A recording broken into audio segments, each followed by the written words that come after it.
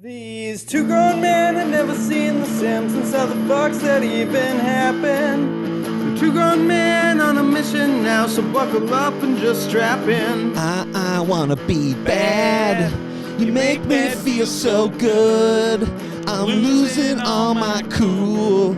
I'm about to break the rules. These two grown men had never seen The Simpsons. It's America's Barley Basket.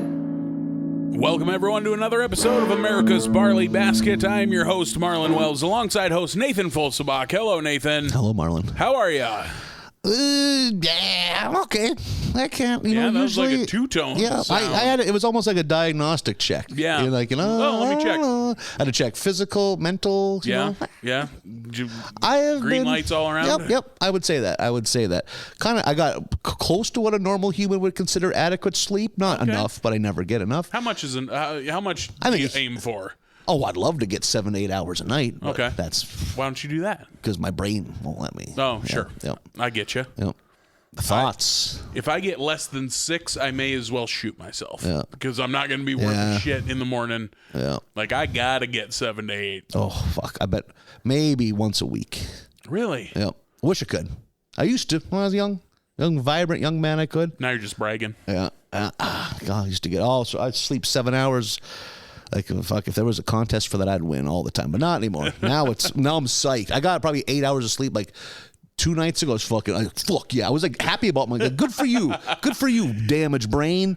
You're able to just shut down for 8 hours. You can try it do it every night.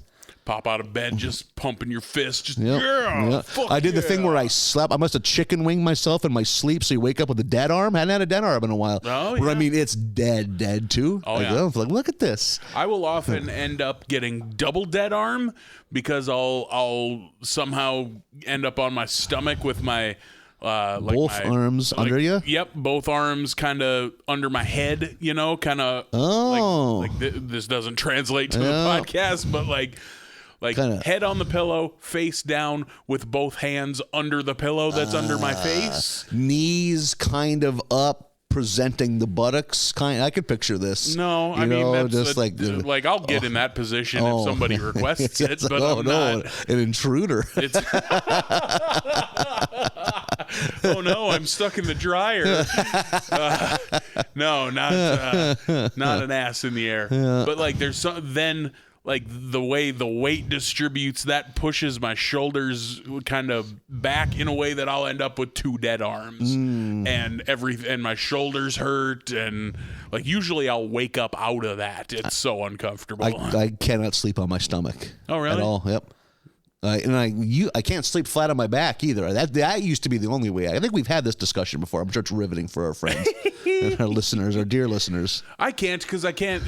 I feel like I'm in a casket and I don't like how it feels. See, I feel like if I'm on my back or my stomach, I'm suffocating and I'm just I'm prone to intruders. Like I'm ready for action, baby. I was about to say everything's real intruder based. Like, I'm ready to start throwing shit in the darkness. Like I definitely am not somebody you want to burst into a bedroom as a prank, because I will throw the heaviest thing. Yeah, I have another buddy that was like that too. That like we knew it. He was a napper, so he'd nap on the couch. We know, let's fuck with him because he's gonna lose his shit for at least 10 seconds. But jump back in a hurry. Yep. I had a buddy who was that way. Who'd come. He was on the livestock judging team, so we'd always end up in a hotel with him, and it's like, boy, if you have to like reach over and shake Tony awake, make sure you fucking jump back, because he wakes up swinging. Yeah. He jacked up one of our boys more than once. And it's just like, that's how you learn. Yeah. Don't trifle with Sleepy Tony. Wake him up by shaking a foot. Don't shake up by his... Kick the bed. Don't get on the dangerous end. Yeah. Yeah, not me, though. I wake up. You gotta really fucking shake me to wake me up. You gotta get a shoulder in there. Yeah. You gotta damn near roll me off the bed. Yeah, because I've heard how you sleep. It's because you're wrestling the Reaper in your sleep. We're pulling you back from the other side.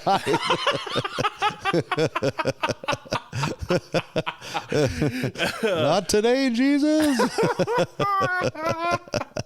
You're quantum leaping back into life. Oh, what?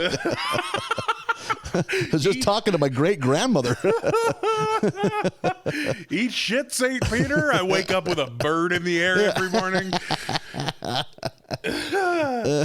Keep trying, bitch. That's funny. Fucking snoring like an old chainsaw. That'll be how I go someday. Someday soon, from what I hear. It could come at any time. We didn't have to deal with that this weekend. We were bougie and got separate rooms for a comedy show. And just sprawled out. Them corporate gigs really somehow defile 2 beds. disrespect 2 different rooms. I felt bad. That's how nice I am. I needed an extra pillow. Oh, geez, I shouldn't take a pillow because they have this other bed looking so nice. Yeah. The bed that no one was using. Yeah. But you felt bad I'm taking a pillow. pillow. That's gonna, if I didn't take it, they wouldn't even have to touch it. Now someone's going to have to fuss. They should still have to strip and make that bed, even if you didn't touch it. They ain't doing that. I've taken a peek into the world of hotel. Here's how you and I are built a little differently. Yeah. You shit in one. This is Papa's bed. In my head, I'm like, oh, they wouldn't fucking clean and make that bed if they didn't have to. So I like pulled some covers back and knocked the pillows over. Just like, now whoever stays here next, this is for sure clean because they've had to change it. See, I am a friend of the proletariat. You side with management. It's not against the proletariat at actions all. speak louder than podcasts. How much of a tip did you leave on the dresser? 69 cents every time. Jesus Christ. With my parents' landline. Ask for date. I left ask for big pun. I left a crisp, sharply folded $5 bill, and I signed the Bible like I always do. And just, I tip the. That's $5 a nice tip for a hotel. I thought so too. Like, honestly, it's the smallest I had, And so I was like, well, I guess $5. They didn't have an envelope there for it. I've noticed that's a thing now. Envelope for the tip. I've never seen that. I've first time in my life, and it's been twice in the last 2 months now. Weird. Yep. Which I'm okay with. Well, not weird, whatever. Yeah, fuck it. Maybe it incentivizes people who don't tip to tip. Yeah, like, I think so. Well, I got an envelope here. As a reminder, hey, you can give these folks a couple bucks. Yeah, I always give them something. Yep. I don't think it's a shame. If you got a bunch of quarters and shit, I'll leave my change too. I'll leave change. Yeah, I don't care. Because personally, too, traveling with change is I hate having change in my pocket. Yeah. Yep. I don't mind it day to day, but I don't want to travel with it. Yeah, true. I don't want to get in the car and drive home 5 hours like we did on Saturday. I've taken a couple massive road trips in my life, and by the end of it, I fucking feel like I manage an arcade. And this is dumb. This is affecting my walk.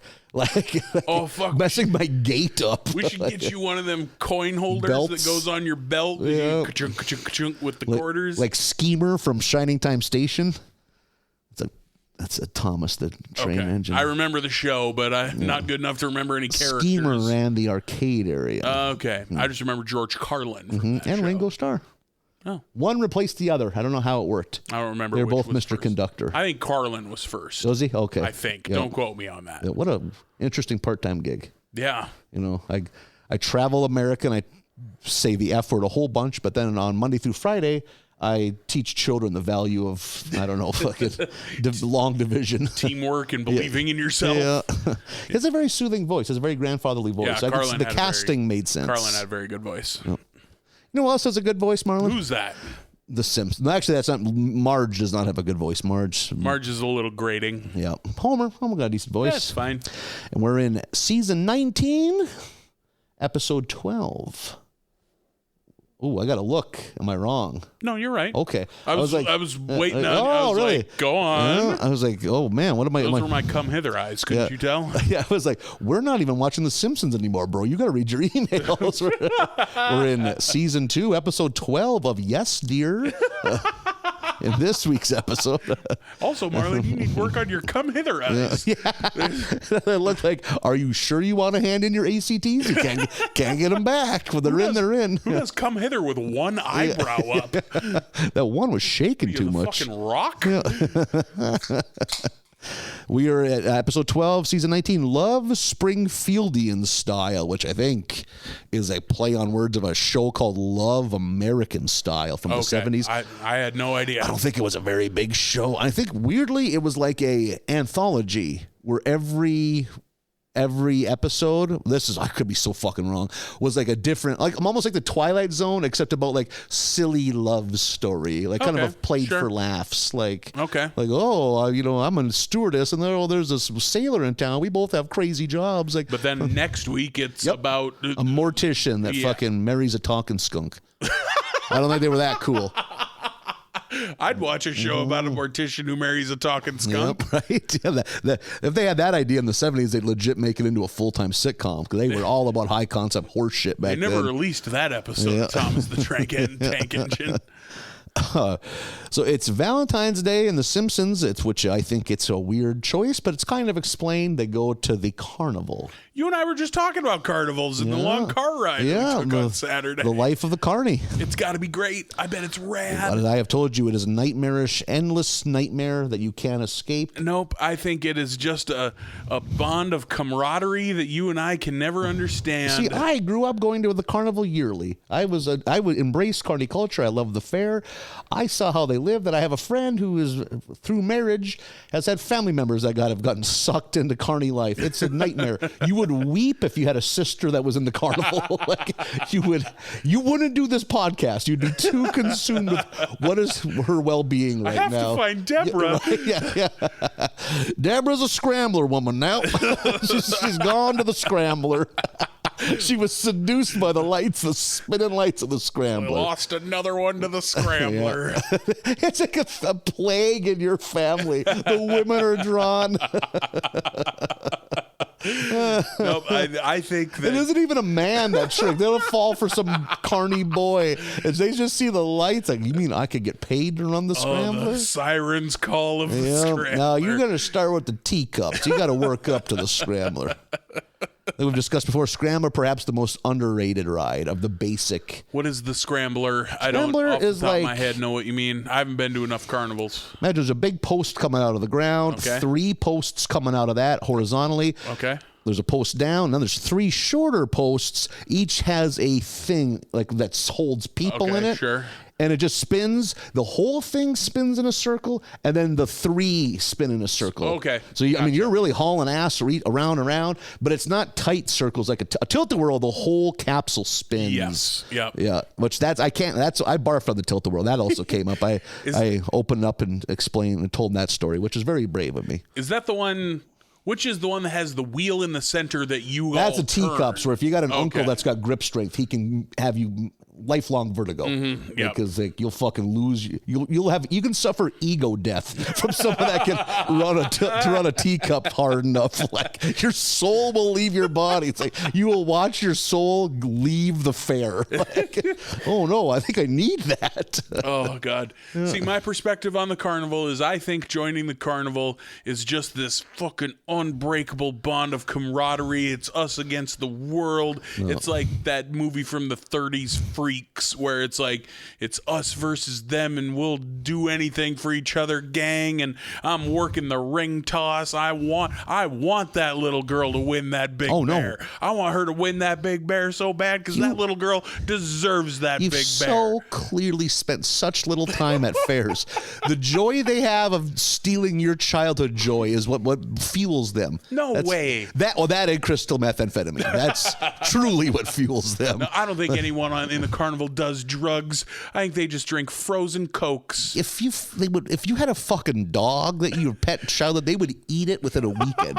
Someone would get too high and eat your dog. I am the cloud-headed enthusiast, optimist of the two of us. You know what I would say? Summer's coming. Let's go to a carnival. No, you're going to join the carnival. You're going to work it. Come back and report how many times you had to get tetanus shots because of getting legit bit by other carnies.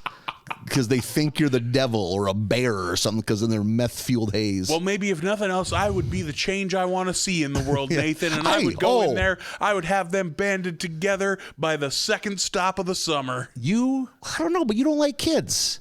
That's true. So, man, right away I was going to say you'd be a good carny, but I don't think you would. You'd have to look. Kids are at their worst at a fair. They're angry and sunburnt. They're too much sugar.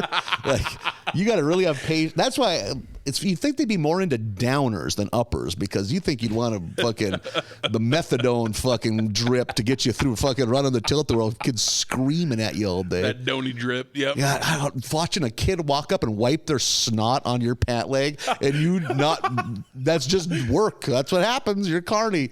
You're a human napkin. I don't need to suffer that indignity, though. I think that if the carnies are as bad as you say that they are, I apparently could just DDT that little girl if she does that. No, they can't fuck with the kids. That's a rule. No, apparently carnies are bad people, so I'm allowed. They will fire them. Yeah, carnies get fired all the time. Do you think there's a 401k? There's a retirement plan. They're recycling. They leave carnies in every town. They once left carnies in my hometown, and a cop nearly threw one out of a window. Oh yeah, there's carnies everywhere. That's how fucking small towns get repopulated. They just garbage carnies get left. Like, carnies dropping off the carnival on the way by. Oh God! No, I think by the second stop we would all be having potlucks that we would be bringing.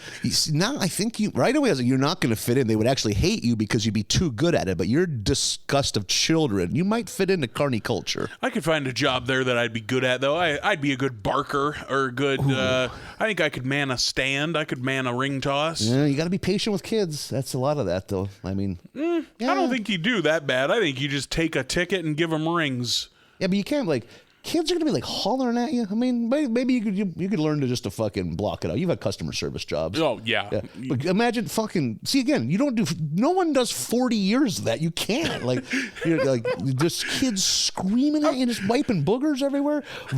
Kids are puking all the time. There's so much open vomit Not at at the ring toss booth. No, they're walking over. They're stumbling. They pack the shit in. Like, sometimes the ring toss is 8 feet away from a ride. Like, yeah. A kid can puke that far if they want to. Or they'll just stumble over. I don't feel good. Blah. Like, God, little kids are so good at puking because it's such a part of their day-to-day life. A little kid can puke fully standing upright and not even feel bad about it. Just like, and just go buy a caramel apple, not even rinse their mouth out. If I'm gonna puke, it's a down on all fours situation at my age. Or like it's gonna start with like an Eddie Vedder even flow lurch, and then it's fuck God, oh boy, and then like a rest a forearm. No, because I fight it hard. I fight it too hard. I should just let it happen.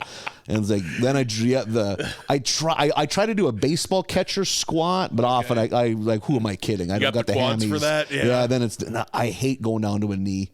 Usually I'm puking in a not clean place. Like, I don't want to get down to a knee. I don't want to ruin a pair of slacks. Yeah, there's a lot of I've barfed. And if you just do a waist lean, you regret it because the splashback is ruining it. You got to get down in that porcelain. Yep. You can't accept your reality. Yep. And I have sometimes not, and I've paid the price. Be humble. Get on your knees. I fucking one time was so fucked. I puked so much in my bathroom sink, and I was like, I was dying drunk. Like, fuck, I fucked up. And I just turned the sink on, and there was too much vomit, so it wouldn't drain. Yep. So just puke fuck. I just slapped at it like a bear and collapsed face first in my bed. Wake up to my alarm because I worked nights. Like, oh God, I'm hungover. Forgot about all of that. Walk into my bathroom to get ready for work, and there is a fucking curdled inch of puke on top of stagnant sink water. Like, what the like fuck? pond scum. Yeah, right? It was shit floating in it. It was like, this is the devil's bathroom. I'm fucking in. Is this a Hellraiser sequel? This is so sick. I didn't even know my roommate that well at the time, and she was at work. I'm fucking kicking her bathroom in, and I'm gonna brush my teeth in a normal person bathroom. I don't even use the Cenobites break room bathroom. if this were a Saw movie, the key to get the bear trap off my dick would be at the bottom of that, and I'd have to dig in it. Yeah. Yep. Oh man. So yeah, I think carny life would be fun. Yeah, well, we agree to We'd disagree. all be friends. Yeah. So Homer and Marge go on the Tunnel of Love ride to get some alone time. The Tunnel of Love, I think if you go to a big enough fair, they do exist, but a lot of fucking jump scares on that Tunnel of Love. Like, I've never been on one. I don't think I've ever seen one in the wild. I might be wrong. But like I thought maybe I've seen some, but I obviously didn't go on it. Lonely boy. But what it seemed like was the haunted house ones where you ride on a rail in a cart and things jump out at you. Which I've also never seen or been on. Like, I maybe just haven't been to big enough fairs. You go to the Red River Valley Fair in town here, they'd have one of those. The State Fair has one or two. You want to ride it? You want to go ride it? Fuck, man, if I could fit in, I would. Hell yeah. Yeah, fucking, if they got burly boy fucking cabs, I'd fucking jump in one. I remember it being like, as a little kid, fun. I don't know. It'd probably be fun now as a nostalgic thing. Sure. It just, I mean, and they set it up, but they have it so like something swings up from your left and then something from your right. So then at the end, something swings from above and catches you off. Yeah. Which, I don't know, as a grown man, you think that's like fucking hit you in the top of the head. Fucking, like, what's his name? Killing that goddamn goose that time. Fabio with his hell face. Yeah. I think we've stumbled across the $1 million idea, the hole that needs filled, which is big folks carnivals. Yeah, right? Jesus Christ. And all the carnies will be best friends. We put our two ideas together, Nathan. Oh, man. Like, carnivals have enough unhealthy people at them now. Like, you know, yeah, maybe they've made proud steps forward in the carnival world. Like, 'cause there's a lot of fucking chunks wandering around at those places. Maybe they're just there for the mini donuts. Sure, they just go lay down in the shade. They just want them cinnamon almonds. Yeah. But movie theaters eventually made the seats bigger. Maybe carnivals have caught up with our girth also. So yeah, there you go. Put that down on the marker board for good ideas. So them two, you know, lovebirds as always. They're enjoying their alone time, and then Bart kind of fucks with it by pouring Jello into the Tunnel of Love because they're on the gondolas floating. Yep. Which that's a fun prank. And so then it it Jello, and it turns solid. Yeah. So they're all very stuck. Cartoon prank. Yep. And they're stuck in it, and this is how we segue into this being a goddamn fucking anthology episode. Because Homer and Marge are stuck in their gondola, and then Bart and Lisa end up going in there and finding them, and then it becomes them telling stories, telling loves. We've talked before about like, oh, have they reached the bottom of the barrel of themes for these? Yeah, because we've done fucking ocean stories and stories from the Bible. This one's love tales. Yeah. The first one, not really a love tale, is Bonnie and Clyde. Bonnie and Clyde's totally a love tale, Nathan. Yeah, I mean, unless we're one of their victims. Homer and Marge cut a path of crime through 1930s Springfield. It's basically Marge has like a bad boy kink, and I mean like a bad boy, like not like homicidal. Oh, he's got a leather jacket. Yeah, he has an enduro motorcycle, you know, and Homer realizes that's where the gags comes. Like, oh, I gotta be a real maniac to keep this one intrigued in me. Like when they're riding in the car making out, and then she starts kind of cooling, so he takes that Tommy gun and shoots down that biplane, and then she dives on him again. Like, oh man, I gotta keep this fire stoked. And one time she uses the line, "This is Texas, the future home of Akeem Olajuwon," which is a great gag. I have written here, I bet Nathan gets a kick out of that Hakeem Olajuwon bit. And then Flanders becomes involved because there's some kind of shootout. Their car gets ruined, and they need a ride. And Flanders, because he's a good Samaritan, offers to give them a ride everywhere. Yeah, so now he's their accomplice. Yep. And then what does he overhear that convinces him? Because I think the gag is it's not that they're killing people, it's that maybe they're together and not married. Oh, something like that. Yeah, he's watching that like pre-movie newsreel about them, and then they're unmarried criminals. Yep. And that's where he has a problem. So that's when the cops get involved, and the cops are, of course, the local cops. It's just Wiggum with like a mustache or something like that. Yeah, with a curly mustache. Yeah. And then I think it's a play on the 70s movie Bonnie and Clyde with Ned Beatty and Faye Dunaway, perhaps. The end, I've never seen the movie, but the end is super violent, especially for its time, which is endless gunfire getting dumped into Bonnie and Clyde. Okay, I thought this was just The Simpsons making a dumb. No, the joke is that the joke is too long, kind of joke. When that movie came out, showing people get shot on camera and making it look realistic was like a 3-year-old thing, which is funny to think of. Like, I mean, you think of every fucking cowboy western you ever saw in your youth. Somebody gets shot, they just clutch their chest. It's just and not fall realistic. down. You don't see a exit hole. Yeah, exactly. Well, what's it called? We've discussed it too. The Wild Bunch is pretty Wild gnarly Bunch is that a gnarly way one because for it's a its realistic getting shot in the. Fucking good movie.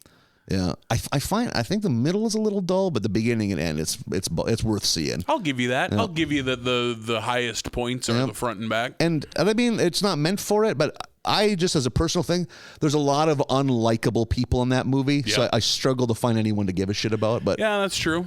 I don't like root for it as like yay ultimate anti-heroes as much as some of my friends who really love that movie. But it is a fucking good movie. Yep. And I like the setting of it. It's like the early 1900s. It's like the very last end of the West because there's cars. Yeah, there's death of the West. Like it's like doesn't like that Mexican politician or whatever. He's either a politician or like a rich landowner has a car. And it's like a novelty, and they're like spinning circles in the gravel. Yeah, and it's a big deal that he has a car. Yeah. So yeah, that and then the one last gag is also Marge is intrigued by Wiggum because of all the shooting. As he's gunning her down. Yeah.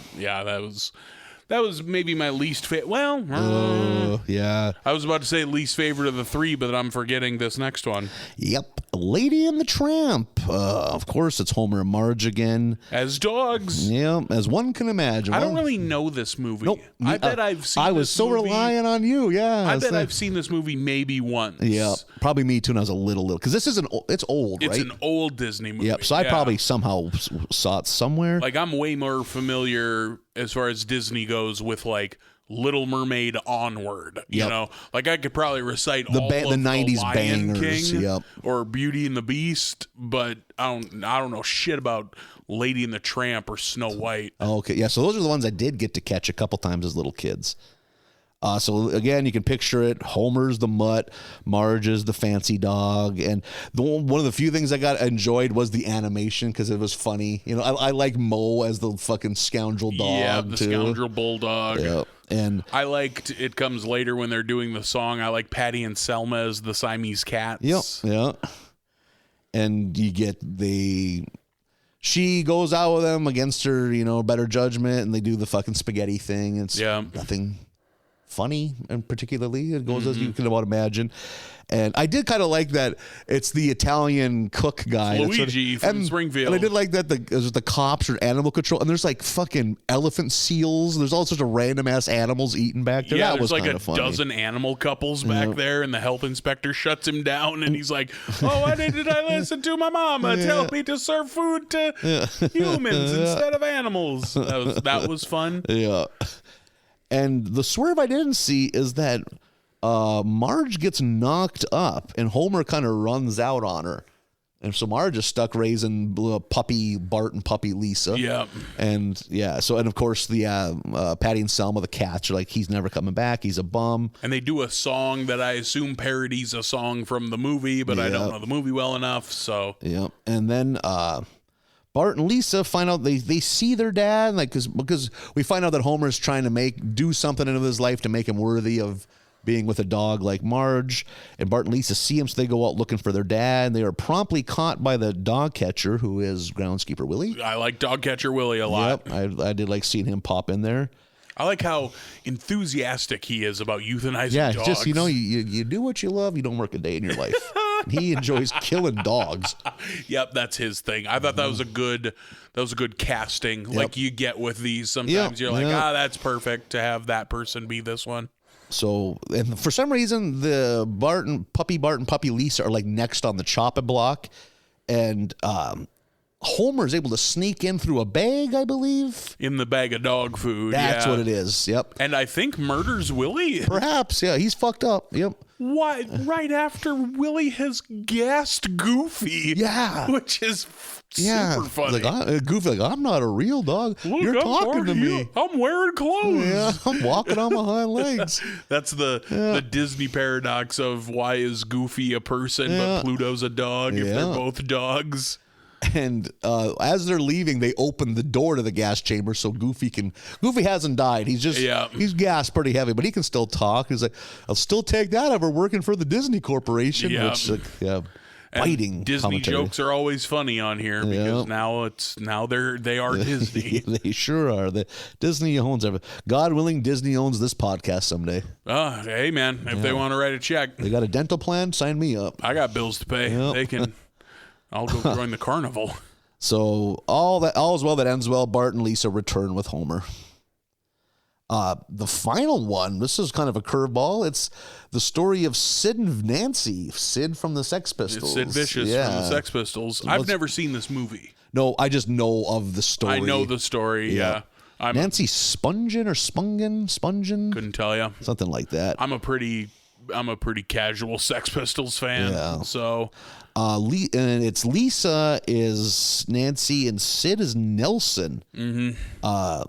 She's like a proper school, like, is she American? American, yeah. In England for some kind of fancy boarding school. With boyfriend Millhouse. Yeah, of which that was a good casting choice. Yeah. And they kind of stumble in accidentally into a punk show. It's like the late 70s. Yeah. And Nelson's and Bart's the lead singer. He's the Johnny Rotten.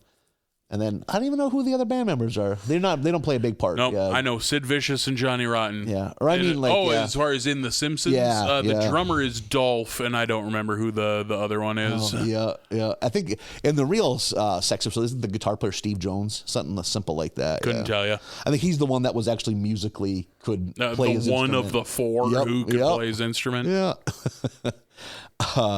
Lisa is immediately smitten by him, but she thinks she's too square for a punk rocker. And then she kind of overhears that, like, he's got like a 2-bar habit or something like that. And it turns out that it's like chocolate is their drug. I loved the fact that they, because I was like, how are you going to do this? But like all of the drug shit, because they lean so hard into the drug shit, except it's always just candy. Yeah. And that's really fucking funny. And I think she maybe convinces Nelson to buy some candy for them, which she uses to try to impress Nelson. Convinces Millhouse to buy candy from Otto. Otto's the fucking drug dealer. Yeah. And then doesn't, it's a sting and Millhouse gets arrested. Yeah. But she's able to impress Nelson and they have a codependent drug relationship. We get a pretty good soundtrack here. We get Neat, Neat, Neat by The Damned. It's one of my favorite songs. Mm-hmm. And we get, I think, Fallen in Love with the Buzzcocks. Fuck yeah, we do. Ever fallen in love with someone by the Buzzcocks? If you put a gun to my head and made me choose, like, best songs of all time, that song might be in the top 10. I adore that song. It's a good one.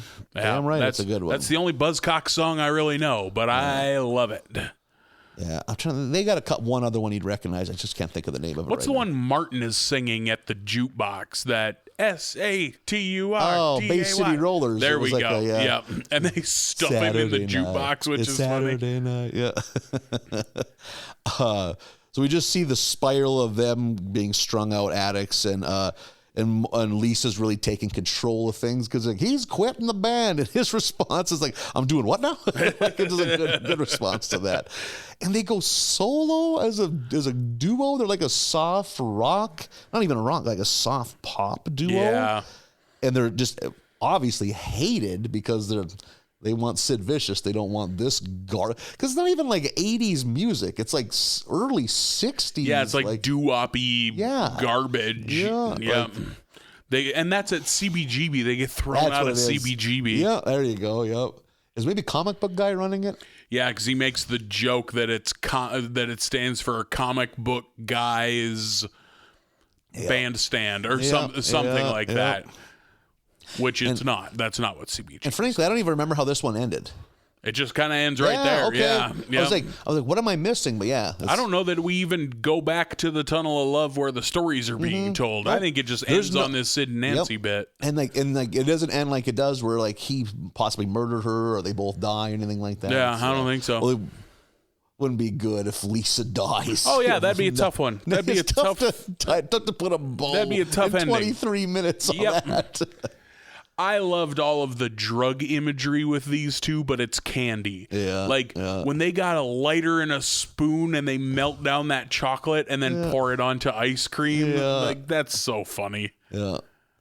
Like the mix of candy, like the mix of drugs. I like that too. Yeah, that was good. Oh, it ends with it ends in that alley with them getting thrown out of CBGB, and then the camera pans up and Homer's dumping his garbage out in the alley. Oh, that's from a movie and too. it makes a heart shape, and he says some manner of "Okay, that's all, folks," and that's it. That the camera panning up and seeing that garbage or something falling is from something. Yeah. Oh, okay. I just don't know what that imagery's from. Yeah. Don't know that one. For an anthology, You know what? As far as these three bangers go, they've certainly had worse. yeah, I'm with you there. I think that doing Sid and Nancy and Bonnie and Clyde and Lady and the Tramp are all pretty decent outside the box choices if you've decided on the theme of love stories. I think those are three pretty solid choices. Yep, especially Bonnie and Clyde and Sid and Nancy. Yeah. Lady and the Tramp is maybe the easiest one on there. I'd say. Yep. Yeah, so I don't know. It's maybe my least favorite of this whole batch. But I don't really care for those to begin with. So they got a strike against him right out of the gate for me. Yeah, started in the hole for sure. Episode number 13 is The Departed. The kids are fighting in the back seat of the car because, as we've discussed before, apparently that's what they do. I don't get it. Fucking Lisa is kicking Bart in the face. Yeah. She's got cleats on. Good God. A, why does Lisa have cleats on? Yep. And B, Bart is all fucked up. The kicking, when kicking was getting involved, that was a sign that. Oh, is that an escalation? Yep. There's no way back on that one. You're accepting the fact that you're going to be responded with adult violence. Like, fuck it. We're kicking. That's what we're going to do. We're kicking, I guess. Well, I guess I'm going to be in trouble. Yeah. There's going to be repercussions for this. You start tuning up the band like Shawn Michaels. Yeah. Build it up. Yeah. So the kids are fighting in the back seat, and Marge, while trying to holler at them, rear ends Hans Molman. We get my Hans Molman right here. Yep. And he seemingly maybe dies in the airbag. Yeah, I did like that he didn't have the strength to push it off back. him. Yep. Just collapses into He's it. just kind of smothered in the airbag. Here's a question for you. Do you think there's a gag early on in The Simpsons about Hans Molman where he's like, I'm only 28. Do you think that's canon? He's got to be he's supposed to be an old guy, right? I think he's supposed to be old, isn't he? Yeah. But do you remember what I'm talking about? No, there was don't. one where it's like, I'm only 28. And that was the joke. Well, we see his license at the DMV at some point. Okay. That would reveal Patty and Selma. Yeah. If I'm not mistaken. So no, I don't know. I think Hans Molman's an old man. Yep. Sometimes they got to throw the cannon out the window for a gag. Yeah, exactly. Yeah. Bart finally gets to school and meets Donnie, who's the new cool kid. Yeah, very cool. Yep. Got that dig on fucking Mrs. Krabappel when he's like, hey, your name looks like Crabapple. Did you go sour waiting for someone to pick you? And she rolled with it. Yeah, she's just like, yeah, kinda. Yeah. Jesus. Yeah. Imagine what it felt like to be the cool kid at that age. Because, boy, I couldn't tell you. You got to know what they had to know. I remember the cool kids coming to town or the couple cool kids in school, yeah. God, sometimes the cool kids didn't handle adolescence well. Yeah. They didn't turn into cool teens. Nope. That's gotta hurt. Mm-hmm. Being like the cute boy that all the girls are sweet on when you're 8, but when you're like 14, you're like a foot shorter and just like weirdly shaped. It's marathon. It ain't a sprint. Yeah, Stay humble. That's gotta hurt. Yeah, stay humble, kings. Yeah. You never know when your time could come or your time could end. Yeah. Be prepared. Yeah. Yeah, that's wild. I remember there's one of the cute boys left, and we were like 8 when he left. Remember that kid? Power vacuum then. Yeah, right. Which I did not fill. It was a fucking coup. Yeah, but that's a weird thing to think of. That's for some kids it comes at an early age, some kids it comes later. I was certainly cooler later than I was early. Yeah. I'm trying to think when I would have reached peak coolness. I'm waiting. You ain't peaked yet. Yeah, any minute now. You're still on the come up. Any minute now. A little better every day. Yeah, right. Whoa, boy. This is a baby step in it. We're going to have to put a marker on the floor for each inch I'm taking forward lately. In the meantime, so Bart meets Donnie. In the meantime, Homer gets a loaner because his car is, of course, getting repaired by that old guy, fucking Bali, that guy. Oh, yeah, yeah. Whose name I still don't know. I don't think he has a name. I don't think so either. I enjoy that character. And Homer, and I've had this happen before, Homer gets a nicer car for a loaner than the car that he owns. So he's impressed. I've never had a loaner. With this nice loaner car. Oh, yeah? I've had it's going to be a few days before we get the part in and your car's already taken apart. So here's a loaner. I've never had my car fixed by the kind of place that would offer that. I'd believe that. Yep. That makes sense. Yeah. I live such a hillbilly lifestyle that I was wondering what adjective you were going to pick there. Yeah. I've never bought a car from a dealership. I've never bought I think, and I've also been, knock on sheetrock or whatever this wall is made out of. I have had very few major I was just mentioning to a friend of mine who listens to the podcast, I'm in my 40s. I've never had a transmission go out on a car. And I've owned multiple high mileage cars though. Yeah. Like I drove a car for over a decade. Mm-hmm. Which is wild. It wasn't brand new when I bought it either, So that's, I never have either. Yeah. I have a friend who definitely dropped one in an intersection in Fargo, fell right the fuck out of the car. No kidding. Yep, just left it. So Homer's enjoying this new loaner car that he's got. It's got satellite radio. It's a modern car, whereas Homer's car is not. I think if you look at that car, it's supposed to be like a late aughts Cadillac. That's how I took it. When you see the grill. Yep. It looks like the grill the Escalades have. Mm-hmm. Yep. I like that we get sad Bart coasting down the street on his skateboard, and Homer just keeps bumping into the back of the skateboard with this new car. Get in this fancy car. Because Bart is bummed, but Homer's excited. There's a couple good gags in this whole scene. It's before he runs into Bart, him singing that driver in a loaner car, much better than driving in my normal car. And also when he lifts Bart's spirits, it's like, let's watch the heater fight the air conditioner. Now turn on the rear defrost. Yeah. Oh no, Twister. Oh no, Twister. Yeah, that was fun. good. Yeah. They get a little thunderstorm in the car because they have hot and cold running at the same time. Yeah. Also in that scene, he kind of pep talks Bart come on, you gotta buck up and be the cool kid because you are the cool kid. Yeah. We get a brief aside of Skinner and Willie playing one-on-one basketball. So good. Which is so funny because Willie doesn't want to be there. Yeah. So Skinner's playing against Willie, who's not playing any defense. Yeah, basketball's not a fun game. No. If the other participants unwilling.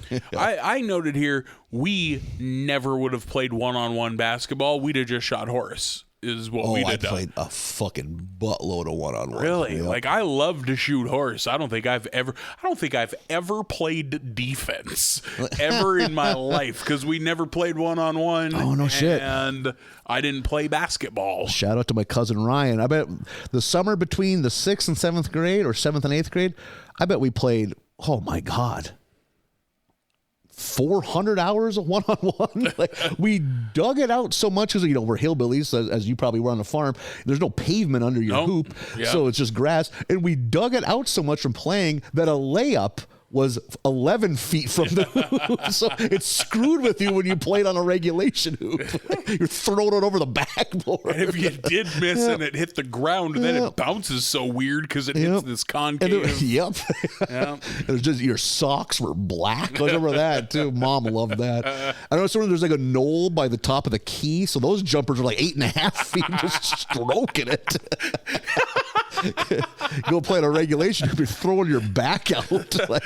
What I remember most, the difference between playing in the dirt like a fucking yokel down at the ranch and then trying to play in the gym was the first time you would go to dribble in the gym, you'd spike it to the fucking ceiling because you got to dribble so hard on grass. Do you remember the basketballs you had?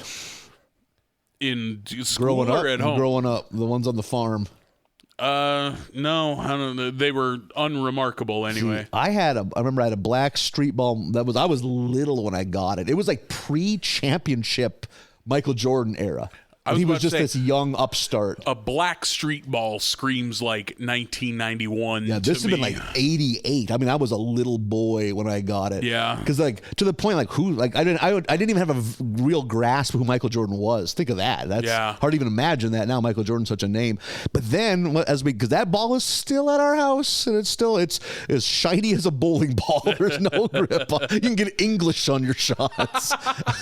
But every basketball, I think we had a couple Marlboro Light street balls from nice. Marlboro Miles. Yep. And then in the 90s, Sprite, if you save Sprite caps, and my dad was a heavy Sprite drinker. Yeah. So many Sprite basketballs in the Folsom-Buck household. Like novelty. Like you open a cabinet and 18 basketballs fall out. Like, I remember playing basketball down at my grandparents where my mom grew up. Yep. and her brothers, and I remember the basketball down there was a like red, white, and blue ABA basketball, an ABA ball that didn't have a shred of grip on it. It was so fucking shiny. Like you could see yourself in that basketball. That had seen hard miles. My cousins on their farm had an ABA ball that was, like, even back in the 70s, like, Spalding would have a handful of stars that would have their autograph. Yeah. They had an ABA ball, I think, or I mean, that might have been a regulation or a regular Wilson Leatherbound. It was signed by Rick Adelman. Rick Adelman, very solid coaching career with like the Blazers and stuff. Look at his stats. What was going on in the NBA? How bad a coke problems did everyone else have? It's like, man, Rick Adelman's a good dad. It's like he's rarely beaten up a cop. Like, I think we can trust him. I mean, like, he can be a signature athlete. He might eventually start if things work. It's not good. Like, he's 5'11". That's never. Yeah, like, I remember always thinking like, what? And I also remember they had the ABA ball must have sat in the sun too long, and it had a knob, and you had to account for the knob. Nice. That also could put some sweet English on it. It's like shooting boomerangs. Yeah. The also the hoop at our house when I was a kid, like my dad had built this frame for a freestanding hoop out in the yard out of pipe because dad was a welder. As was ours, yeah. And then I think he built it because he had found a huge chunk of concrete and didn't know what to do with it, so he built a frame around it as weight, because you have to weight the bottom of those. Like if you go buy one, you fill it with sand, water, or whatever.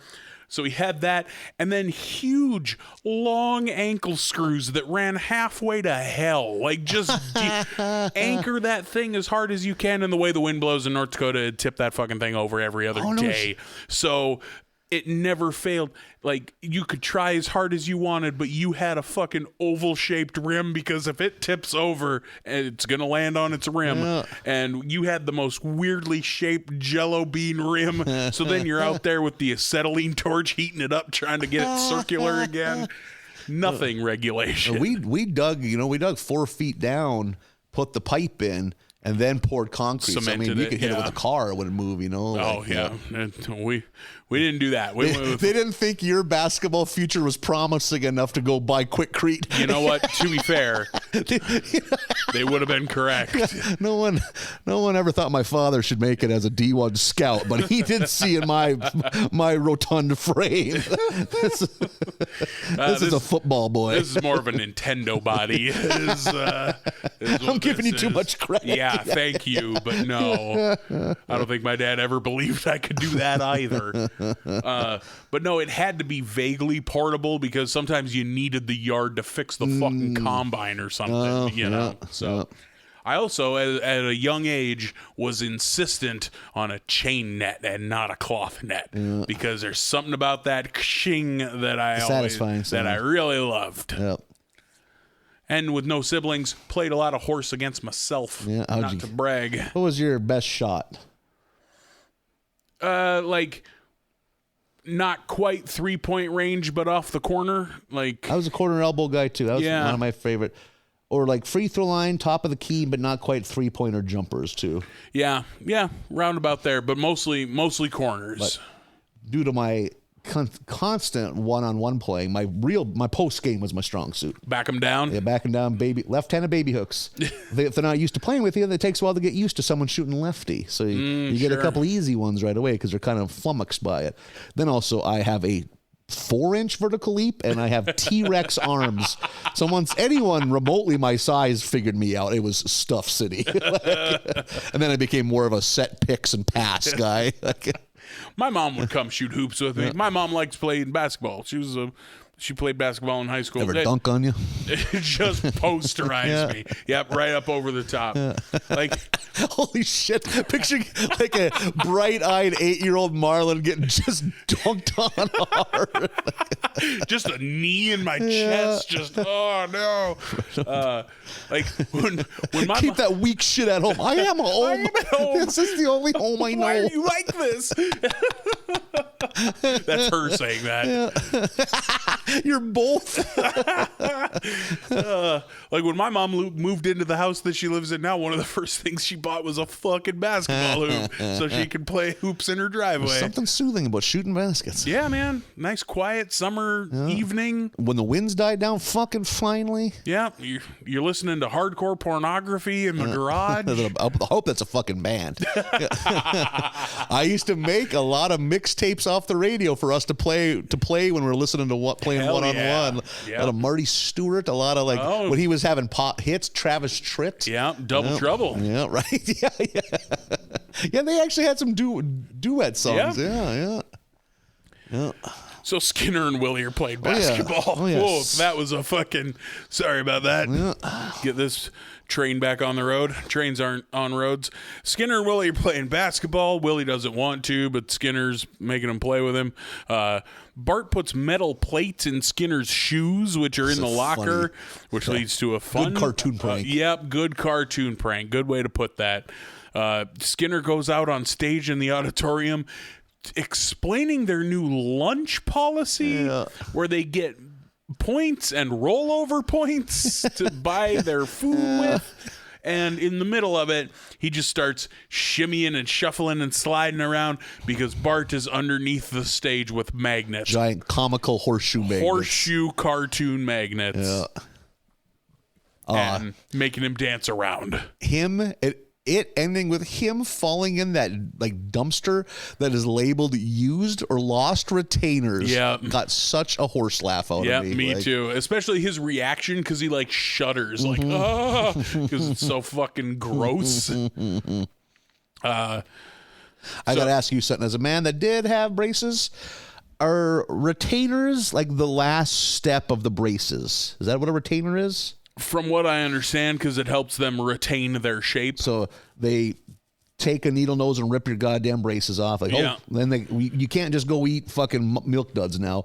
You got to start wearing this retainer so your teeth will stay this way. Yeah, like we put all this work and money into getting them here. The retainer then keeps them there. But you're like... I can't speak to it because you have a different option, which is permanent retainers, which they weld onto the back of your teeth, which is what I have. Still there to this day? Yeah, it's just a wire that goes from like eye tooth to eye tooth, top and bottom. You can feel it with your tongue right now. Oh yeah. Huh. Yeah, it's a bitch to clean. I bet. What do you do? I got a water pick. Or you can get like the little plastic pointy flossers and get in there. Yeah, it's doable. Like the pipe cleaner end? Yeah, exactly. Yep. Okay, yep. But yeah, like because like you get that option when you're done with your braces. Like we can just weld this thing in the back of it, not weld. It's like some manner of fucking silly putty.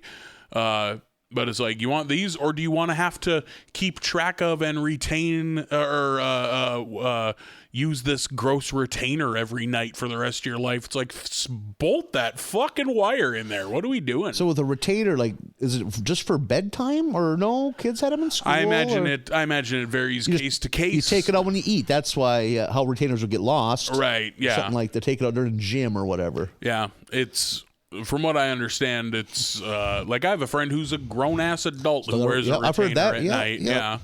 God, I'm fucking lucky. I was blessed with a Hollywood smile.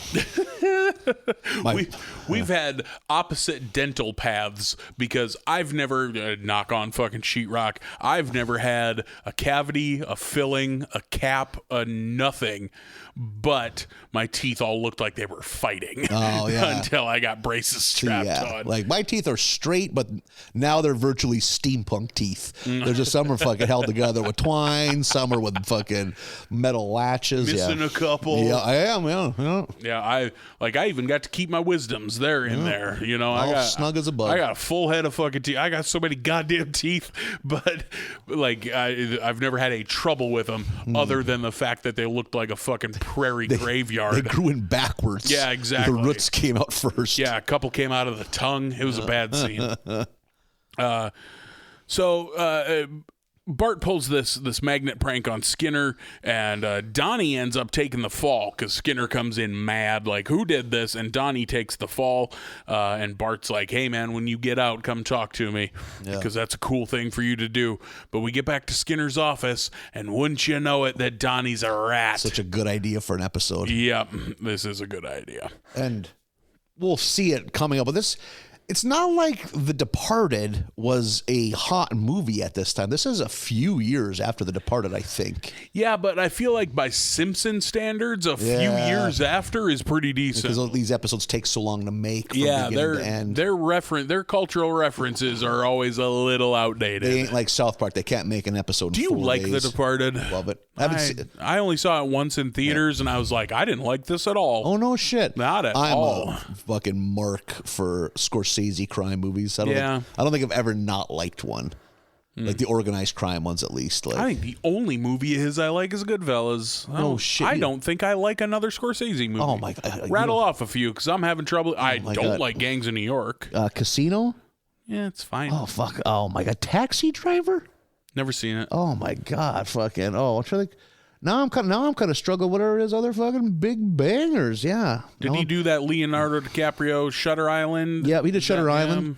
Yep, he did Last Temptation of Christ in the 80s. He did The King of Comedy, which is with Robert De Niro. He did Mean Streets, which I do like Mean Streets a lot. Then he did Alice Doesn't Live Here Anymore, which is kind of a departure for him. Yeah. He did The Irishman on Netflix a couple which years back. I still haven't seen. Yeah, he did in like 99, he did a movie called Bringing Out the Dead, which Nick Cage is like a ambulance driver. Okay, yeah. I remember the poster. Yeah, it is a poster. You're right, because it's like a close up of his face with like the red cross, like over it. Yeah, I'm trying to think. I know I'm forgetting a couple big bangers, but yeah. Yeah. Like I said, I've only seen maybe 2 on that list you just rattled off, and I didn't really care for Goodfellas. Oh my God, fucking Raging Bull is so fucking good. That's the boxing one? Yeah, I didn't see that one either. I think I got a lot of homework after apparently. Wells Bells in October. You need Scorsese November or Scorsese September. There we go. Yeah, we got to keep the alliteration. Yeah, nothing like 2 months worth of film homework. At least with that, it wouldn't be as it wouldn't be one a day. Yeah, it'd be a little more leisurely. That Hell's Wells list is about a third of the way done too. I'm already on top of it. So Donnie's Skinner's man on the inside, infiltrate Bart and his group in order to bring him down. And his group is Bart, New Kid, Milhouse, and Nelson. Yep. And I like that they meet back at the treehouse, and we are full-on crime syndicate. They're working fucking doctor's notes. They're working a racket with fucking bathroom passes. He treats him to his stash of, blue vines? Blue vines, yeah. Grapevines I've had. I've never had blue vines. Gives him a few of those for later. That comes up later. And Donnie's ingratiated himself into this. Marge, in the meantime, is emptying ketchup packets into the ketchup bottle, which is really funny. Yeah. Also, what I like is right before that, when they're having fun with those juice boxes, and Lisa's so full of joy. I enjoy fun or whatever. Yeah, and they squirt her with juice boxes. She's trying to climb a ladder, and she comes back into the house like toweling herself off, just like it's not fun if one person isn't having fun. That's not what fun is. Yeah. She's like talking to herself. And then, walks in on Marge emptying ketchup packets into the ketchup bottle. That's some fucking poor folk shit, man. I mean, we were a family that the packets got saved, but we just used them separately. Yeah. You weren't trying to put on airs by putting them in a bottle. Yeah, there was always a one area of our fridge that was just lonesome condiment packages, mayonnaise. It's like or what soy sauce. Yeah. I've never seen anyone in this house eat soy sauce. Throw that shit away. Or the little self-filled Tupperware throwaway plastic container of like ranch or tartar sauce. That ain't airtight. Some fucking guy that didn't wash his hands at a fucking chuck that shit. There's a word for that little dish. What is that? Is it a Ramadan or I almost said Ramadan. That ain't that. Tamarind? No, that's a fruit, I think. Yep, tamarind fruit. I think it's a Ramadan. Really? Yeah. Like the little cup that your dressing comes in. Huh. Yeah. Fucking, you can't say you didn't learn anything on this podcast. Fun facts. Not even a fun fact, though, because I tried 4 different words. I'm not sure I got it right. I'm about 80%. Yep. I'd have a tough time asking for that with confidence. Yeah. Can I get you just say it fast. Can I get a Ramada of ketchup? Yeah, they bring you like a female gazelle. What's what you asked for, sir? Well, I guess I'm taking this gazelle home. It's in heat, so it's very angry. It's hard to get in your car, but this is what you want. It's $1,700. You put it on your bill. It's full of dressing. Don't ask how we did it. Marge and Homer go out in the fancy car. I like that it's like too fancy. It has champagne. It has candles, which is dangerous. Yep. Autopilot. And while they're out on their weird drive-around car date, Homer gets the call that your car is ready to come pick up. And he tells them off. It's like, I'm never bringing this car back ever. That's your car now. Yeah. I like seeing Homer with his clamshell cell phone. Yeah. And we see it a few times in this batch. Yeah. And I like seeing a clam phone, a flip phone. Meanwhile, Nelson and Milhouse get into a fake lunchbox fight in order to draw Skinner's attention so Donnie and Bart can go do some shit.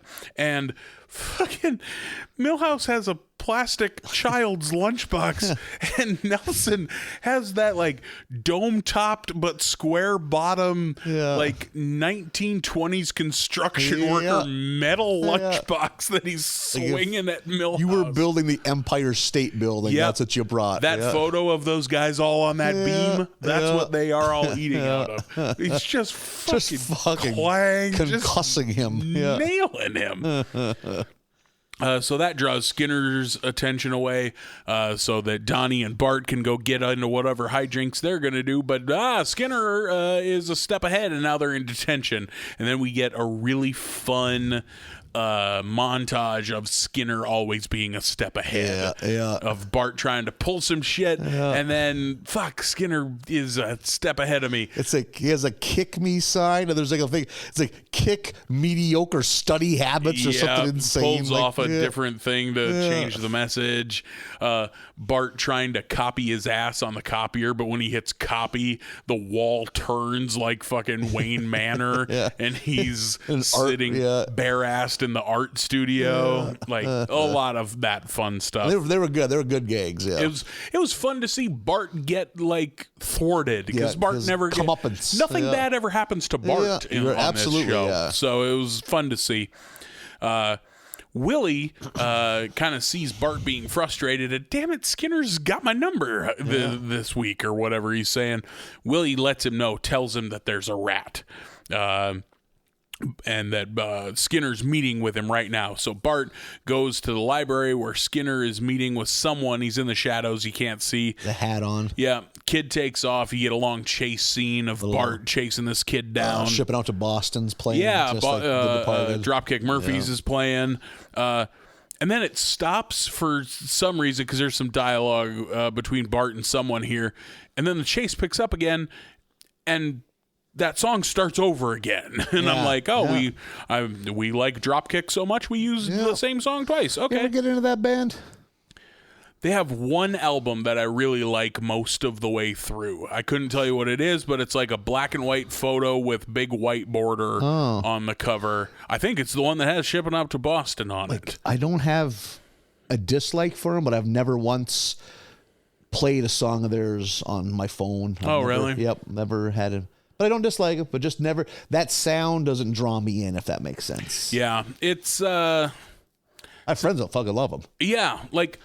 I would, if Dropkick Murphys came to town and I didn't have comedy that weekend, I might go see them. Okay, Yeah. Wouldn't travel to Chicago to see them, but if they came to town, I'd see them. I have seen them because they've been here before. Yeah. I think they're road dogs. I think they tour a lot, I think. Yeah, I think that's where they got a lot of their... yeah, because they were never like a radio band. Yeah, they didn't... I don't think they broke through a bunch. You figure that's probably their most well-known song is Shipping Up to Boston. Yep. They have, I forget who the woman is, but they do a song with a woman, like kind of duet style called Dirty Glass that's extremely fucking good. But yeah, I would never buy a t-shirt. Yeah. But I would go see them. Bart, in the meantime, like gets all the guys together, and he reveals that one of you's a fucking traitor, and assumes it's Milhouse, which I figured that would be the case because we got to get our shots in on poor Milhouse. Yeah. Fucking, they lock him in a locker out in the middle of nowhere outside, and then Cletus thinks it's a outhouse from the future. A robo-potty. Yeah, and he goes into it, and you hear Milhouse being like, "No, don't, I'm in here." And he's like, "You shut up, robo-potty." Okay. Okay. Milhouse just resigned to his fate that Cletus is going to take a dump in his lap or whatever is going to happen in that fucking locker. Homer is driving with Lisa in the fancy fun loaner car, and he drives past that mechanic and sees that they're going to sell his car. It's for sale out on the street, and there's we've never seen these guys before. They're not part of Cletus's clan, but there's like these 4 hillbillies, and the one is like, "Yeah, we're going to take it out into the desert, and then me and the boys are going to have a little fun with her." And they pan over to these 3 fucking twitching, jittering hillbillies who are clearly going to fuck that car. Yeah. Like, that's what's going to happen to Homer's car. They ask $99 for the car. I love that, too.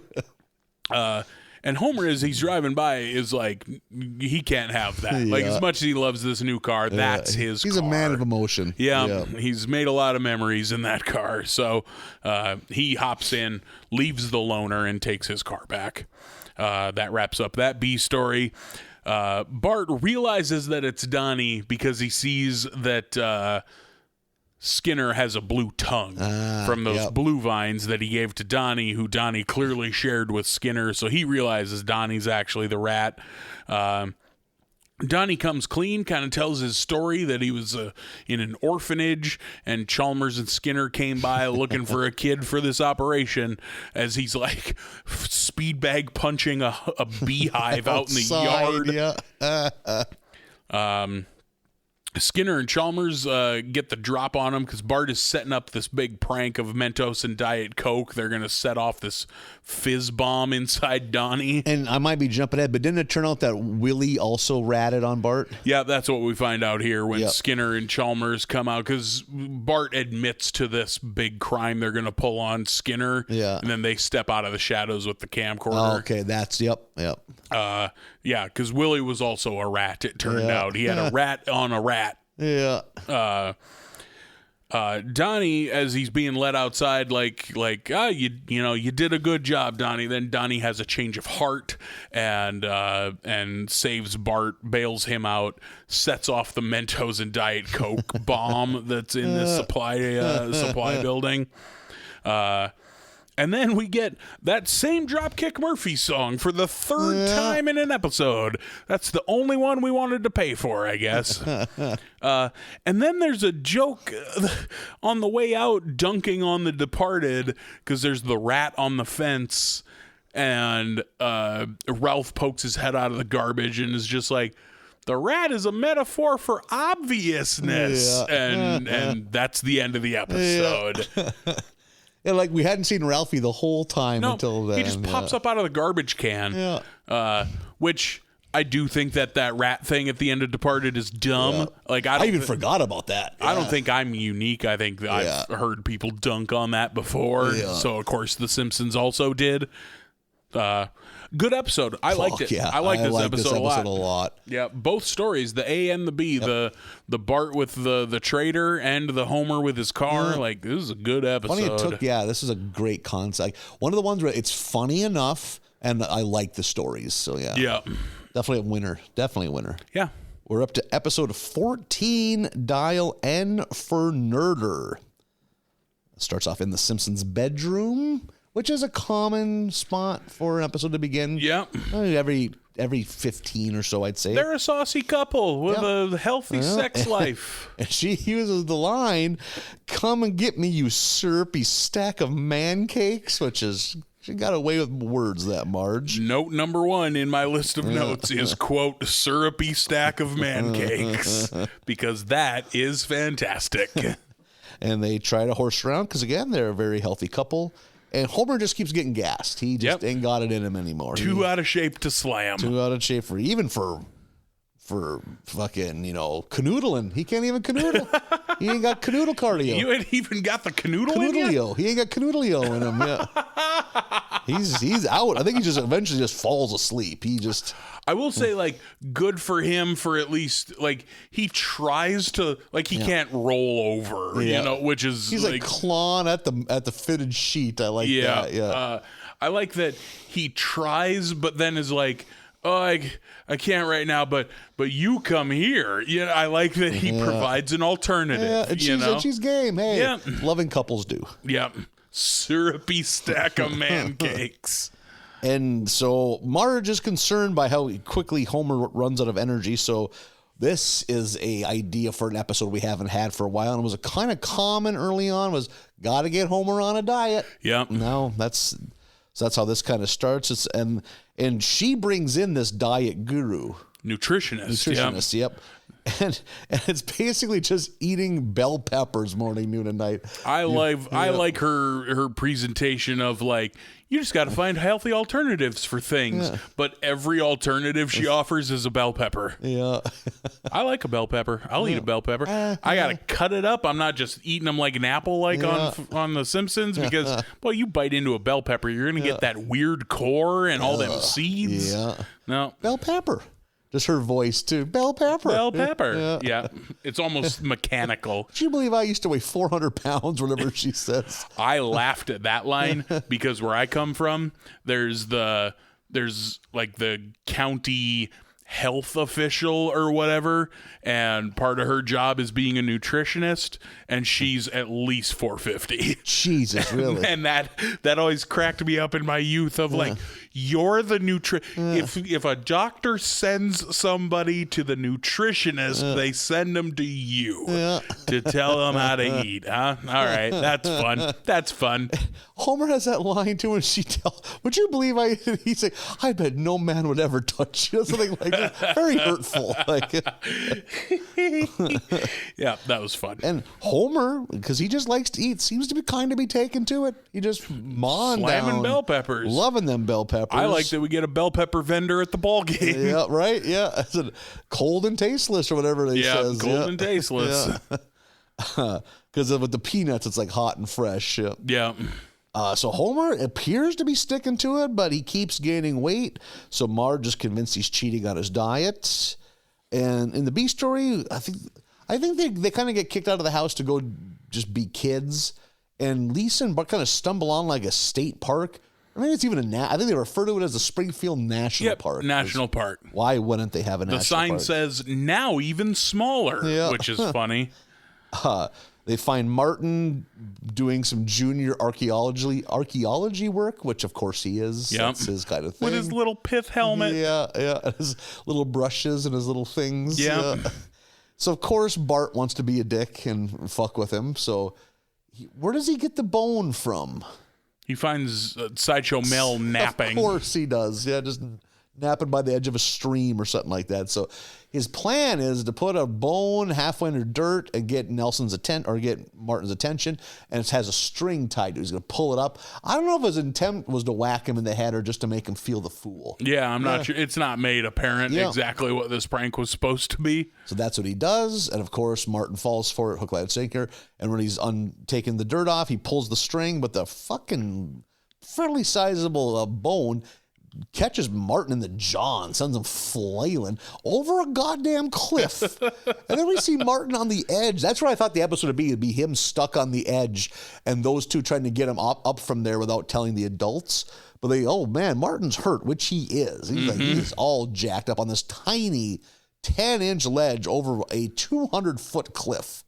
And they're figuring out, Lisa takes charge and tries to prod him awake with a stick. Yeah. And she just pushes him off, and Martin rolls and falls to his doom. That was a fun shot too of Martin falling down that cliff, occasionally knocking into a rock. Yeah.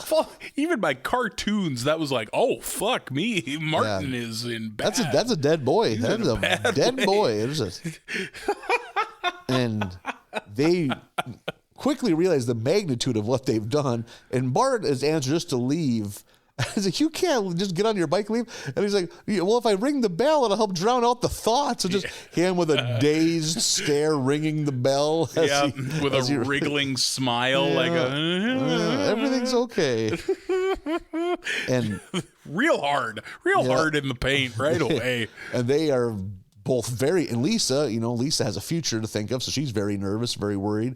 They watch the news, and of course the local cops are complete fucking idiots, and they just assume that, this is just an accident. And I don't know if it might be my favorite part of this is this upcoming goddamn memorial service at the school. Mm-hmm.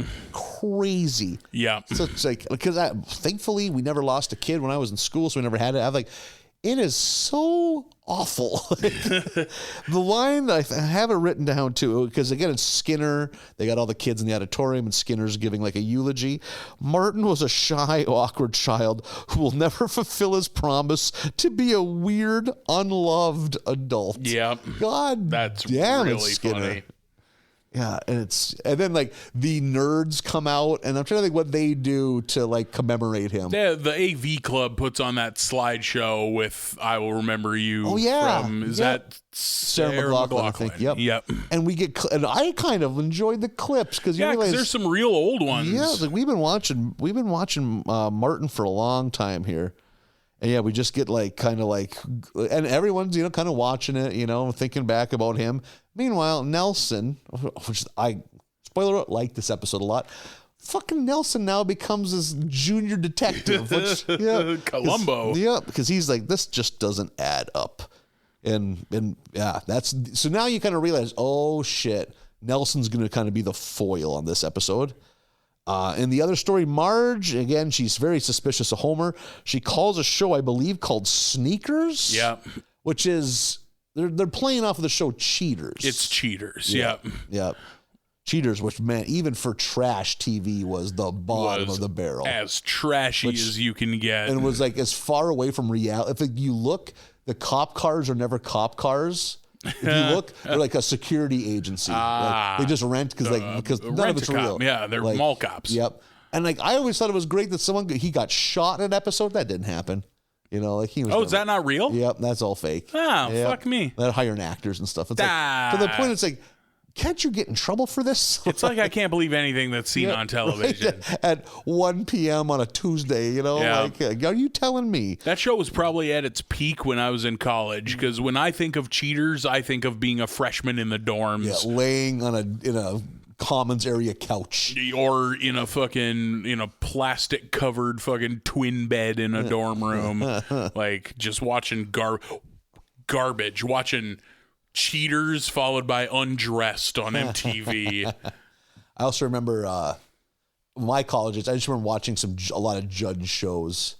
I never did. If I rushed home between classes and had a little time to kill, because I could walk to my apartment from campus for one of those years, just plop down. Me and a buddy would watch fucking Judge Hammer or Judge Joe Brown or Meredith Vieira in the new People's Court. I was always way more of a, like, if I had time to kill, I was always more of a video game player than a TV watcher. Yeah. So now we get a Homer, and again, so now she meets like the producer and the host and explains the story that he's cheating. When she like kind of breaks down, it's like, he's cheating on his diet. Yeah. And they're still game. Like, oh, we can make something out of this. Oh, we can do this. And they eventually catch him at a sleazy hotel eating what is like a slow cooked leg of lamb. It's like a skewer? Euro cone. Yeah, one of those cones that they slice meat off of. So ridiculous. It is. Him rolling around in those beds when he's in the goddamn shower with that thing.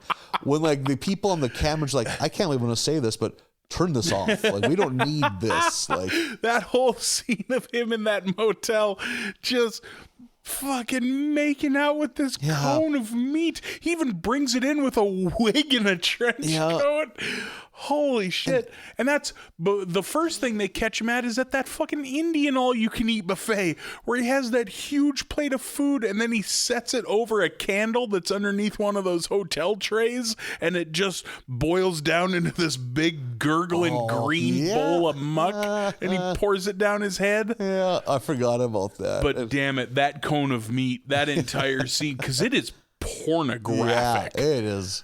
Uncomfortable to watch. He's got fucking meat juice dripping down his face. Later, doesn't he call? Yep, like, he does. Got the meat in an apartment. Yeah, like a side piece. Yep, you know, like and he's on the phone with it. Just he's leaving a message, just like, oh, what happened last night can't happen again. Oh, who am I kidding? I have to see you right now. Holy shit. Oh, man. Oh, that was so fucking funny.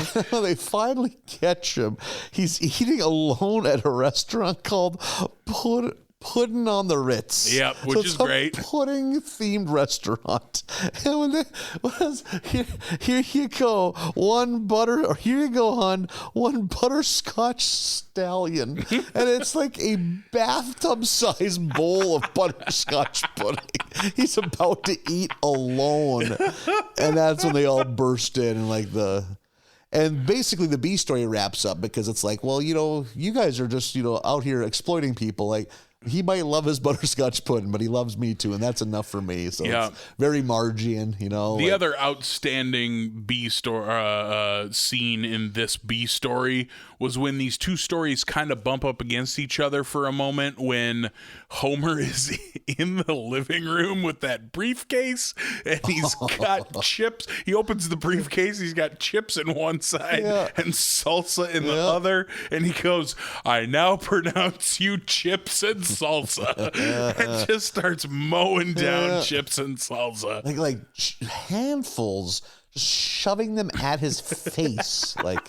And then the kids come in, so he thinks he's busted, slams the briefcase shut and stands up holding it as salsa just drips out of this briefcase.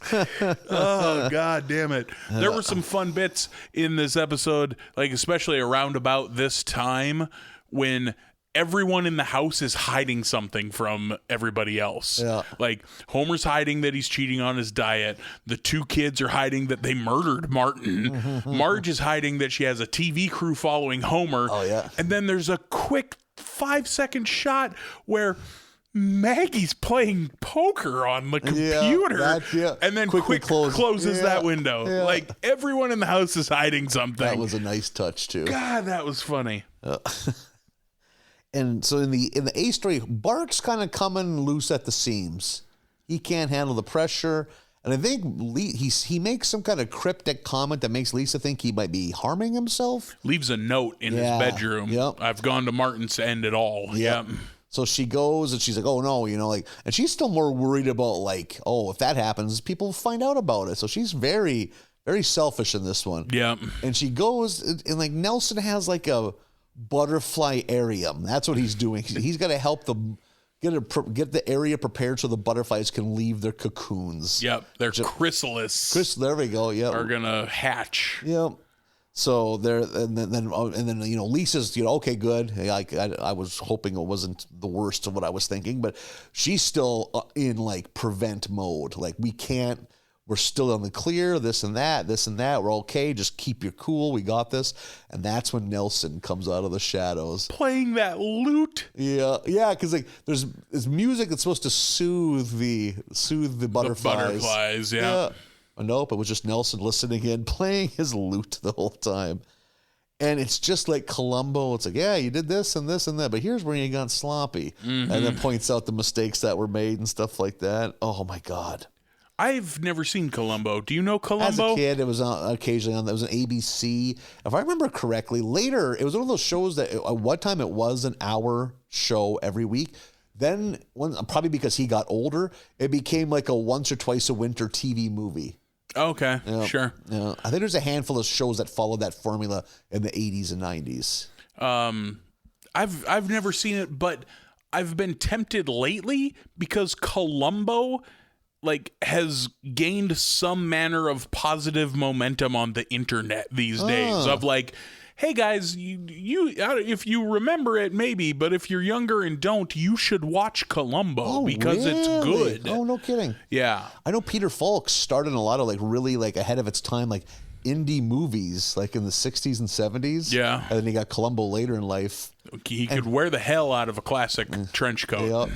I don't know if it was his last role, but one of the last things I remember Peter Falk in, he was in that one and done Chris Kattan starring movie. Do you remember the cover of it? Corky Romano? Corky Romano. Because I think the theme of Corky Romano is he comes from a mafia family, but he's a screw up. He's the idiot. And Peter Falk is like the capo. Like he's really? the dad. Yeah. I never saw it, but that's the one shot they gave him. I bet it's worth seeing of how terrible it is. Yeah. Chris Kattan, definitely not my favorite SNL alum. There's a scene in it, I remember from the advertisements, where he's dressed up like a little girl. He's supposed to be I don't know if he's undercover or if he's working with the mafia guys, his brothers. It's him trying to sell Girl Scout. Like, anybody want to buy some cookies? It's so off-putting. That's the fucking scene you're going to sell this? You're going to put that in a trailer? Yeah. What's the rest of the movie like? Yeah, I have never liked Chris Kattan, which I don't think makes me unique at all. But Chris Kattan in a late 90s horror movie that I remember liking a lot, but I was also young, House on Haunted Hill. I never saw that. Yeah, it has a very 90s cast. It's like Ali Larter, Taye Diggs. Oh. Yeah, I'm trying to think who else. Maybe Famke Jensen, however you pronounce her name. Yeah. Famke Janssen. Yeah. That's... Boy, howdy, the name Ali Larter brought me back to being 15. Yeah. Destroying yourself. Oh, my God. That scene of her with the whipped cream bikini and fucking Varsity Blues. Movie I've never seen, but I know of that scene. Varsity Blues is a good movie, or at least it was when I was 15. I don't want your life. John Voight is in that movie. That had Ali Larter and Amy Smart. Like talk about... women that Marlon was in love with when he was 15 years old. I definitely would have lead more Amy Smart, but I can see the. I think if you put a gun to my head, me too. But I wasn't complaining. So back to the butterfly he captured. The only time you'll get to say that sentence in your life. So it looks like Nelson's got him dead to rights. That is when goddamn Martin comes out of the gut nowhere. Yeah. Wearing this grass skirt. And he tells the tale of how he survived. Apparently, because of all of his bullying, he has a specialty underwear with elastic that can handle. Oh, no, it's also meant so they'll rip so his wedgies aren't as severe. Yeah, but the band stays intact, yeah. And he falls through this canopy of trees and he gets saved. But he comes out right at a cougar den and a mountain lion. That's because they find a ripped up polo shirt of his. That's why they assume he's dead. Yeah. And what it was is the cougar grabbed the polo shirt and pulled him away, but the elastic was so strong it sent him flying yet again. Like a slingshot. Yep. Yeah, flings him to this nearby lake island. And he explains how the timing of it worked. He spent a certain amount of days getting a kind of leaf so he can make the modesty skirt. Because he's wearing a knee length grass skirt, which he then prances around in because he's still Martin. Such a special boy. At the end of all this. Yep. God, did I laugh when he was explaining that goddamn grass skirt was too much for me. Oh, fuck. And then that's kind of it. They do the Columbo ending. Yep. And then they mix in other detective characters from other TV shows. Like, I don't think that ending is the Columbo ending, but like there are other characters that pop in during that. Okay. Every one of those characters they show, only Nelson from Columbo was the only Columbo. The rest of those people were stars of other, some very short-lived, which I thought was interesting. Like Smithers and Burns are in there as Mr. and Mrs. something. And that was a show. I was like, that's fun. Okay. Yeah, all of those were a play on some other detective type show. Having never seen Columbo, I just saw starring Nelson as Columbo. I was like, oh, this must be the Columbo end credits. I'm almost positive that those final credits are even from a different show. I'd believe that. Yeah. Which I want to look back. All of them are something weird, but they like of the 5 they showed, 3 or 4 of them I was like, oh yep, I recognize that. Yeah. This episode is fantastic. So good. My God. Like, not just the best of the batch, but my favorite episode in a long time. Oh, no shit. I thought this was outstanding. That, man, when they get home, I love the 2 things. I love Lisa, like, being the goody two-shoes is like, oh, we need to tell someone, obviously. But then she has that vision of her being like, wait, I'm an accomplice, and she envisions herself in prison, and the inmate with the book cart comes by, and she's asked for some author, and she's like, nah, sorry, nothing but Daniel Steele. She's like, no, and she's like doing bicep curls in her cell. So like, I like that Lisa is kind of the shitheel. Lisa, I love it when that happens. Of the 2 of them, that doesn't happen very often. And God damn it, when they're watching TV and Kent Brockman's out there where they found the remains of Martin, and it's like, it's Chief Wiggum explaining like, yeah, we found this pocket protector, and we found this shirt that's all torn up, and we found this cougar. They have the cougar on one of those like animal catching sticks, like a snare on a stick. And fuck, Wiggum's explaining all this, and then Lou pokes his head in, and he's like, Chief, shouldn't we notify the family first before we do this? And Wiggum looks at him and goes, yeah, what do you think I'm doing? And looks into the camera and smiles. Just like, can you imagine being a parent and this is what the cop you thinks? Found out your boy was eaten by cougars. Holy shit. I thought that was such a good joke. And all of the Homer food stuff, that meat cone in the motel room is so funny. Unreal.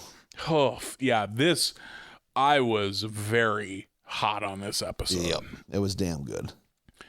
Number 15, I also enjoyed, which is called Smoke on the Daughter, which we always get pun names, and this was a good one. I liked it. I was like, okay, good work, everybody. Especially when you know what the episode's about in its totality, too. Yep. That adds up. We get a fun couch gag of Wile E. Coyote painting a couch and them all crashing into it. Gotta be new, right? I think that was new. Yep, that was fun. My favorite part of it is how Maggie is the roadrunner, and her meep is her sucking on the pacifier. Like, outstanding. Just top tier work. Homer and Lisa are excited. They're going to go line up at midnight for the new Angelica Button book. Homer comes into Bart's room to wake him up to bring him along wearing that big snake outfit. And Bart freaks out and wails the shit out of him with that baseball bat. I like that Bart keeps a bat next to his bed for security. You're a fucking 8-year-old boy. What are you doing? I like that. Oh my God. We get some good jokes of like the kind of fans that would line up for a midnight release of a book. Everyone's cosplaying. I like the comic book guy tries to dunk on Lisa for her costume being wrong, but she's like, yeah, I based it on the book and not the movies. And then the whole line ridicules comic book guy. I feel like comic book guy doesn't get put in his place very often. I love it when it happens. So I was happy to see it. Maybe my favorite moment of this whole episode is Nelson gets his copy of the book, and he's got like a newspaper wizard hat, which is already funny because Nelson is poor. And he gets the book and excitedly like shoves it into Martin's hands and is like, read it to me. And Martin's reading the book out loud to Nelson while Nelson's laying on his stomach, kicking his little feet up in the air. Yeah. Holy shit. Yeah. That visual is that needs to be an animated GIF that I can send to people because that's outstanding. And Martin kind of seems to enjoy it at the very end too. Yeah, Martin's into it. That's an activity Martin would love. Yeah, read out loud to Nelson. Martin's into that. Lisa, I like that. For all of this pomp, and as much as we know that Lisa and Homer both love the Angelica Button books, Lisa just like fucking recaps it in the car. Just chucks it out the window. And then throws it out the window. Yep. Just like, Angelica does this, yada, yada, yada, magic, magic, magic. And she's flipping through the book. And then and the whole car goes, yay, when they get to the end and Lisa hucks it out the window. And Maggie has this old man wizard costume. So watching Maggie's hands go in the air. Yep. And isn't Bart wearing a shirt that says magic isn't real? Magic isn't real. Yep. Yeah, the first 5 minutes of this episode are gold, just pure gold. We get home, the family's watching TV, and we get a commercial for Chaz. I have an autocorrect situation with these notes because what I have is Chaz Buzzley's Baller Academy, which is very funny because my phone knows that I apparently type the word baller way more than I type the word ballet, which is what it actually is. Chaz Buzzley's Ballet Academy. And Marge gets kind of like, Ballet Academy. And Lisa wants to know what's going on. And Marge is like, haven't I showed you my Shattered Dreams box? And Lisa's like, what? No, I've never seen that. And Marge, without skipping a beat, goes, yeah, it's up in the disappointment closet. Yeah. Jesus Christ. And there's a whole box of Marge's shattered dreams that she never got to live. And in there, a pair of ballerina's shoes and a tutu, because there was a time where Marge wanted to be a ballerina. Yep. And now's her chance because of Chaz Buzzley's Ballet Academy. So they go down there. There's a funny joke where the Ballet Academy is right next to the Opera Academy, and the first one has a sign that says no fat chicks, and the other one has a sign that says no skinny chicks. No thin chicks. Yeah, thin chicks. Yep, I thought that was fun. That was good. The B story, Homer, since they're out, since Lisa and Marge are out, he's like, I'm going to share with you, Bart, the family secret. And he lets him into this locked room in the basement. He says, are you gaying down in there or something like that? He assumes it's a place where Homer meets men. Yeah, Homer's like, haven't you ever wondered what I do in this secret room? And I think Bart says, gaying it down. Yeah. He says something along those lines, which I thought was a fun way to put that.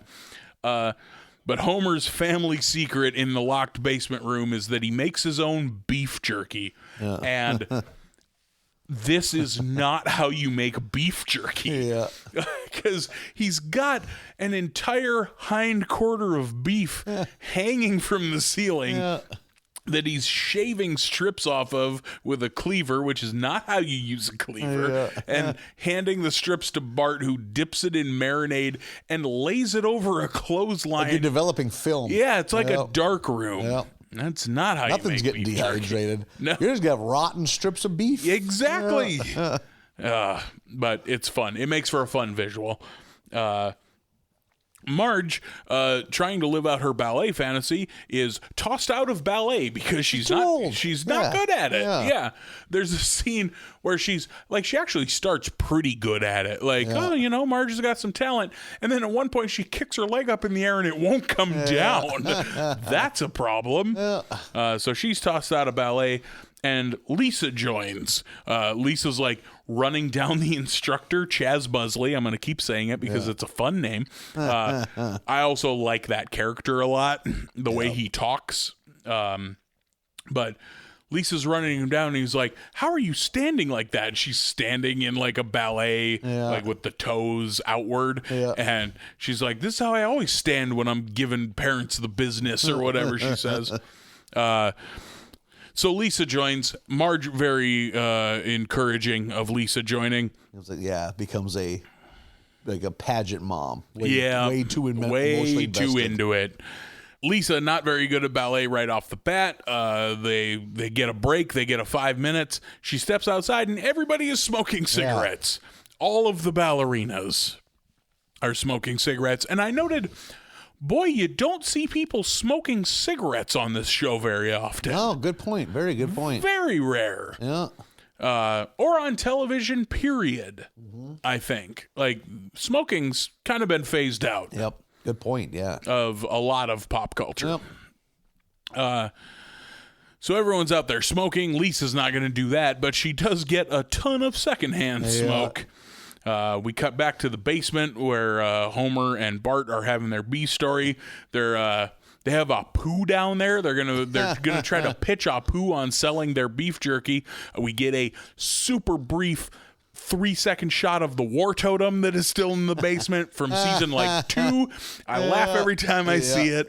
God bless her for including that still. For a show that has abandoned a ton of little jokes like that, the fact that the war totem is always in the basement is so funny to me. They go in there, all of their beef jerky is gone. It turns out it was stolen by raccoons. And right away he accuses Flanders. Yeah, he thinks it's Flanders, right? It really comes at him. Yeah, get him by the collar. Yeah. But it was taken by raccoons. Yeah. Lisa, laying in bed at night, is tempted to smoke cigarettes by a series of smoke ghosts. Yeah.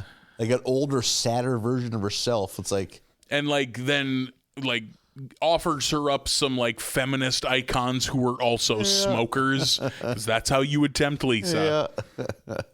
Yeah. In the meantime, Homer tries to crossbow the raccoons. He has 2 piles of beef jerky, one regular and one that he's laced with sleeping pills to drug the raccoons. And of course, he got into the wrong pile, so he's not a good crossbowman. This is where we see Marge being too into this ballet thing that Lisa is in. Very much a I'm living through my child thing. She has too many bumper stickers about ballet on her car. She's drinking out of a tutu coffee cup. And I think at one point refers to Lisa as Little Marge. Yeah. Which is super funny. Yeah. Lisa... is hooked on secondhand smoke, it turns out. And she's about to we see Lisa holding a cigarette. I don't like it. Yeah, I thought you might. Do not like it. Don't like any of this. I figured that would get your dad chemicals. I enjoy this up. episode, but I do not like little Lisa smoking. No, Lisa can't be smoking no cigarettes. But she's about to. She picks a butt up off the ground. First of all, bum one. Don't fucking hobo it and take one off the ground. She doesn't know proper cigarette etiquette. Yeah, exactly. Yeah, a shoulder tap one of these girls. Yeah. Homer catches her just in time before she can take a drag off this cigarette. We also see that there's an entire Raccoon Simpson family living in there's a Homer Coon, a Bart Coon, a Marge, a Lisa. It's fun that they drew them to all look like them. Homer catches Lisa trying to smoke, and he's going to pull her out of ballet. He takes her home all dadded up, all angry, and pulls her into the kitchen. And just like, I'm going to take you out of ballet. We're going to go talk to your mom. And when he walks in, Marge has built an enormous 7-foot cake. Yeah, an enormous tiered wedding-style cake about ballet. I'm too proud of you or something like that. That's what it is. Homer sees how happy Lisa being in ballet makes Marge, and he can't do it. He can't break her heart like that. So he has a dad moment of like, you're gonna not smoke, and we're gonna get you off of secondhand smoke because we can't pull you out of ballet because it'll kill your mom.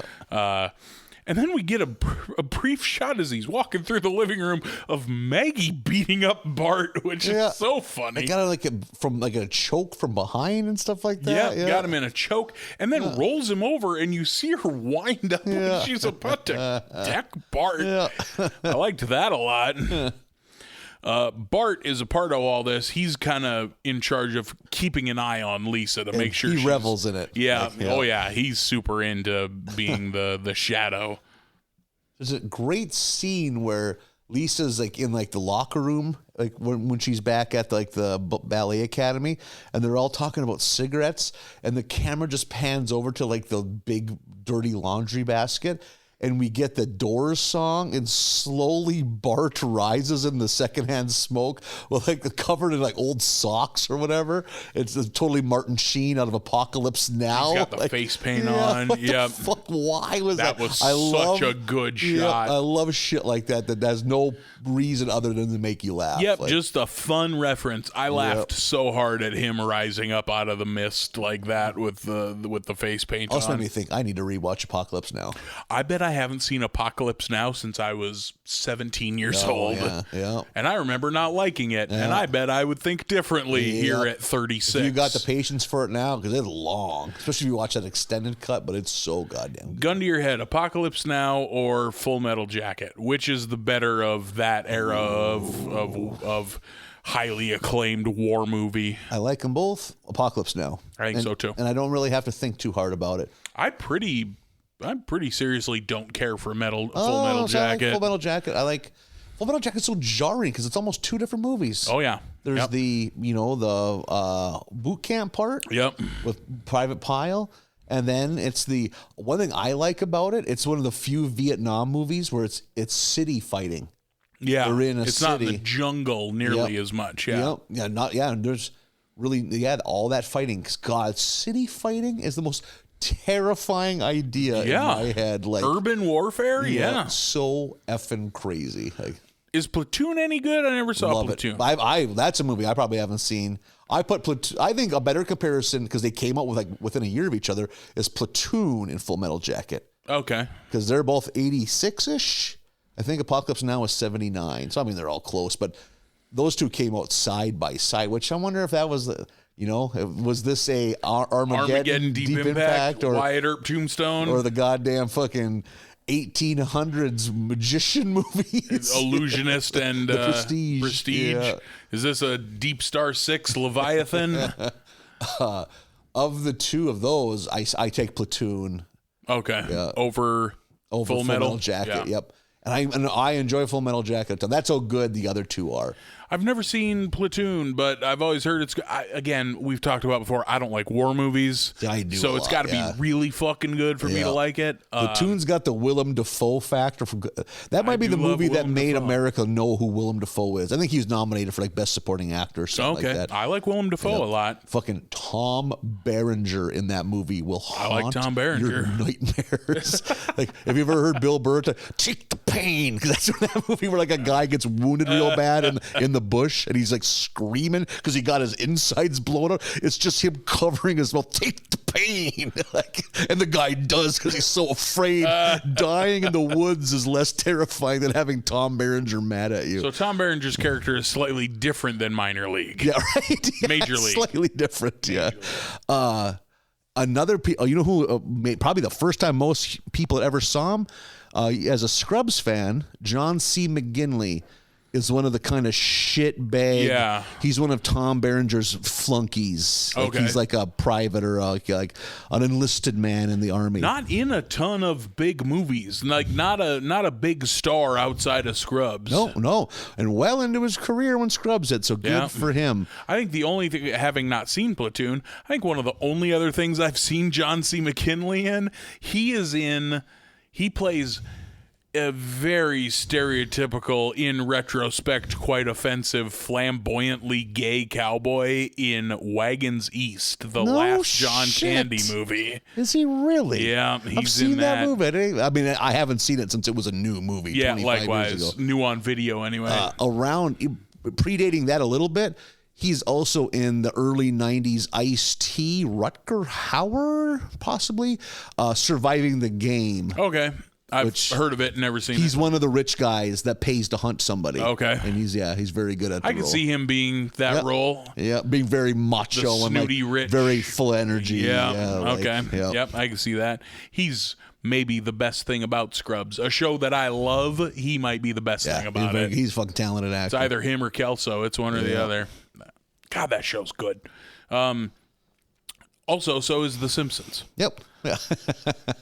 I wrote down this quote because this is my favorite peer pressuring line I think I've ever heard. I don't know that we get names, but the main ballerina who isn't Lisa, they're all outside smoking, and Lisa's standing off to the side trying not to get any secondhand because she gave her word. Yeah. That girl turns to Lisa and says, "Hey, if you don't breathe that smoke in, it might go into a baby," which is so funny. Yeah. I really laughed at that. I love how all the girls are like a head taller than Lisa, too. Yeah, Lisa seems to be half these girls' age. Yep. Lisa gives in, gonna go get some of that sweet secondhand, but this is when Bart fucking Gillies in the Mist style rises out of the laundry, and he calls Homer. Oh, they just enlist the raccoon friends. Oh my which God. Such a good plot twist. Yep, of these two stories coming together. That their friendship is paying off for them. Yeah, Homer decided not to kill the raccoons because there's a whole family of them. Even though they took all of his jerky. Yeah, and now they're going to help him out. Lisa is they have a ballet recital, and the plan is to send in the raccoon in through the air vent into the dressing room to steal all the cigarettes. Yeah. And holy shit, that scene of Homer putting that Domino Bandit mask on that raccoon to keep its identity. Yeah. to keep its identity safe. Holy shit, that's funny. That was good. That got a real out loud laugh out of me. So they send in the raccoon who steals all the cigarettes. The ballerinas come back after during the first intermission, and they're all struggling without their cigarettes. They all lose it. Yeah. And then they're out on stage in the second act. None of them are dancing very well. They're all super on edge. Yeah. No one has any focus or poise at all. And they all snap. They all lose it. They're jumping into the crowd. One of them cuts off her own ponytail and smokes it. Yeah. At one time, one lights her own pinky finger. That's when they realize the cigarettes are gone. Yeah, still in the dressing room. Lights her own pinky on fire and smokes it. One just grabs a program out of someone's hand and rolls it up and smokes it. Yeah, they start licking gum that's on the bottom of the seats. Yeah. One of them's like, "Oh no, my appetite's returning," and yanks the bone out of Sideshow Mel's The hair. knot on it. Yeah. The second time he's lost that bone in this batch. And this time his hair falls and is very luxurious. Yeah, it's very lustrous. Yep. So yeah, they're all fucking losing it, and that's when Lisa gives a "calm down, everybody," and Lisa, the trademark Lisa's going to make an impassioned speech. Yeah. And I did like the swerve that she's like, "There's a problem at targeting children." Affecting this whole country. It's an epidemic. And the swerve is that she's talking about ballet. Yeah. And that's what we need to not have anymore and get rid of.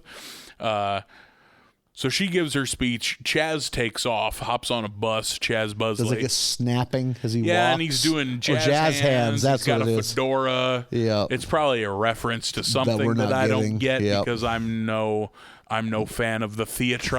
Yeah. So he takes off.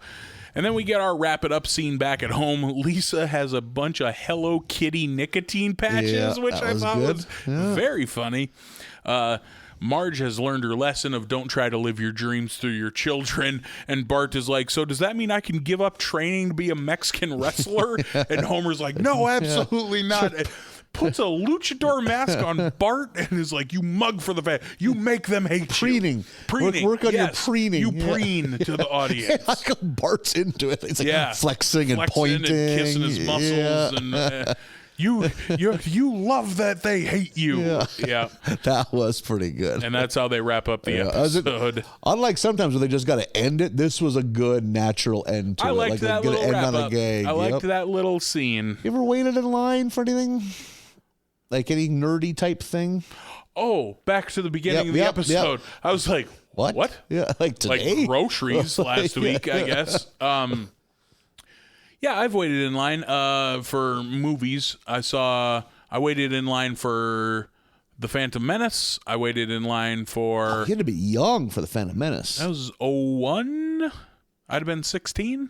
Nope, 99. So 99. I'd have been 14 or 15. Yeah. Geez, got to ride to Bismarck, or where we go for that? Rode with a buddy to Bismarck. Rode in my buddy borrowed his dad's International Scout. Really? And we drove it to Bismarck and saw The Phantom Menace. It had no heater, so we were scraping ice off the windshield the entire time because that, like all the Star Wars movies, that came out around Christmas time. Did it really? Okay. Yeah. I remember that being a thing. I waited in line for both Matrix 2 and 3. Okay. Neither of those a good choice to wait in line for. Did you wear a duster, like a leather duster? Sunglasses? I figured. Yeah. I wore a leather duster in my college years. Yeah, I did. Not just for the movie. Just that was... No, daily. Yeah. It was cold. It was duster weather. Oilskin duster with the shoulder cape, the whole thing. I wasn't in costume. That's what I wore. And some sweet shades? You seem like, you don't wear glasses. You could wear sweet shades. I'm a shades person. I for sure had sunglasses. Yeah. But yeah, I was not in costume. That's just how I dressed. I just dressed like Neo. Somehow worse.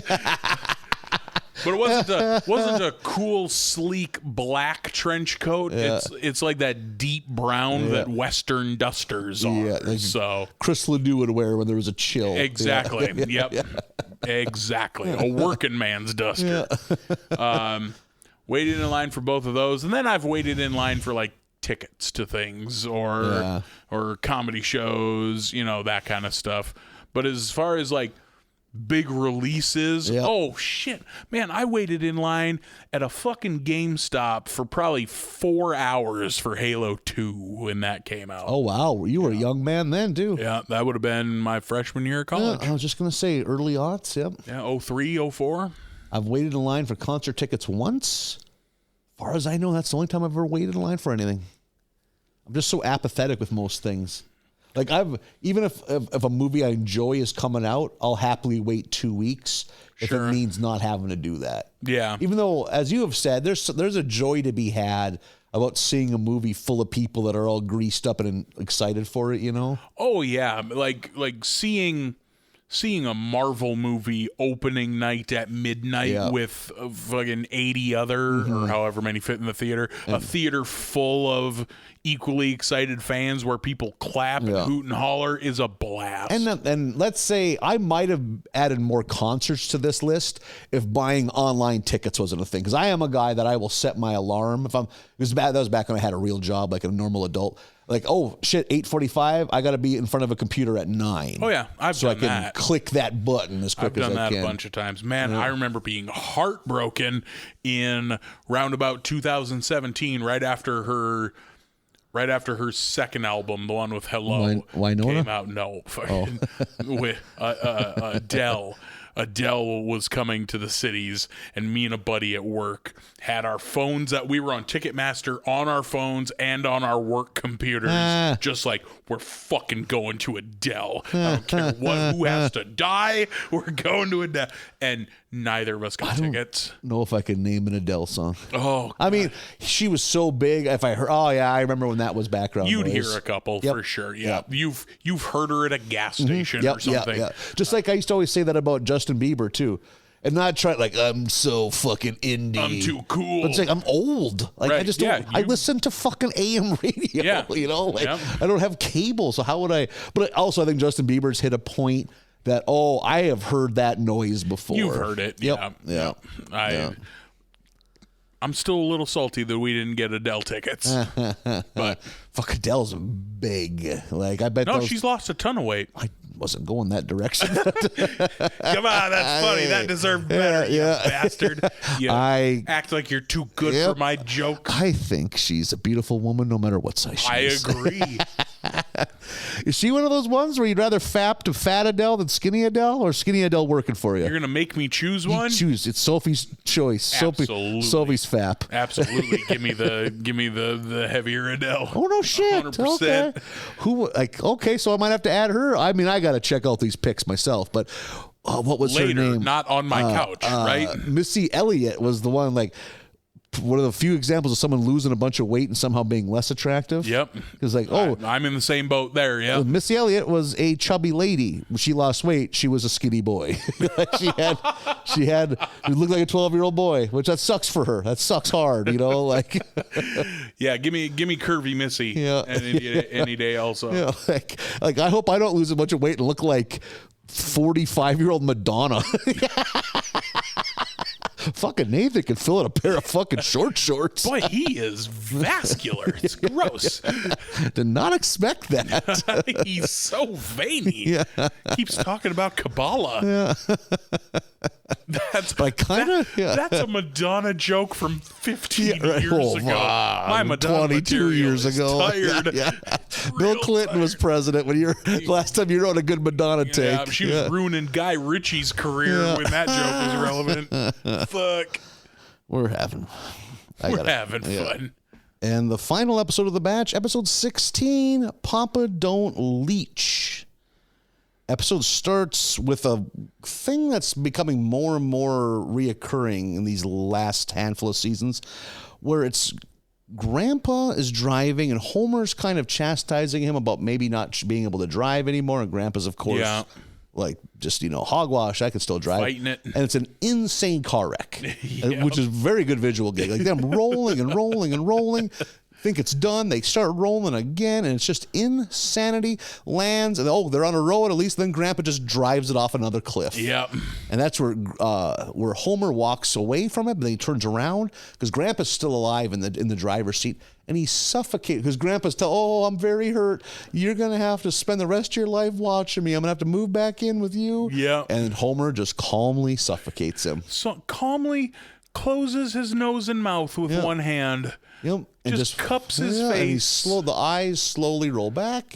And then it cuts to Homer asleep in traffic because he's driving Lisa. Yep. Not only I liked the double whammy of it. Not only is it a dream sequence, but he's driving. Yep. But it's why I said reoccurring is like it's long. It's a long fucking scene that has nothing to do with the plot. It's a long startup. Yeah. Yep. So Lisa's like, Dad, wake up. And Lisa's in her full, supposed to be Girl Scout or Brownie costume. She's she refers cookies. to it as Scout Girls. Yep. Like, as if that must be just enough to not get sued. Yeah. So Lisa's out selling. Of course, Lisa's very, she's prepared. She's a good salesperson. And goes to the mayor's house first. And he ordered like 3 boxes of cookies and goes to like, okay, come in. And goes to like the giant vault, which is apparently in the mayor's fucking house. Yep, the treasury. Yeah, it's completely empty. Like looking at the docket, it's like, there's been some serious mismanagement. Hey, how about I pay you double on Friday or whatever? And Lisa's like, nah, ain't gonna happen. Like, he just gets a strong armor, which is awesome.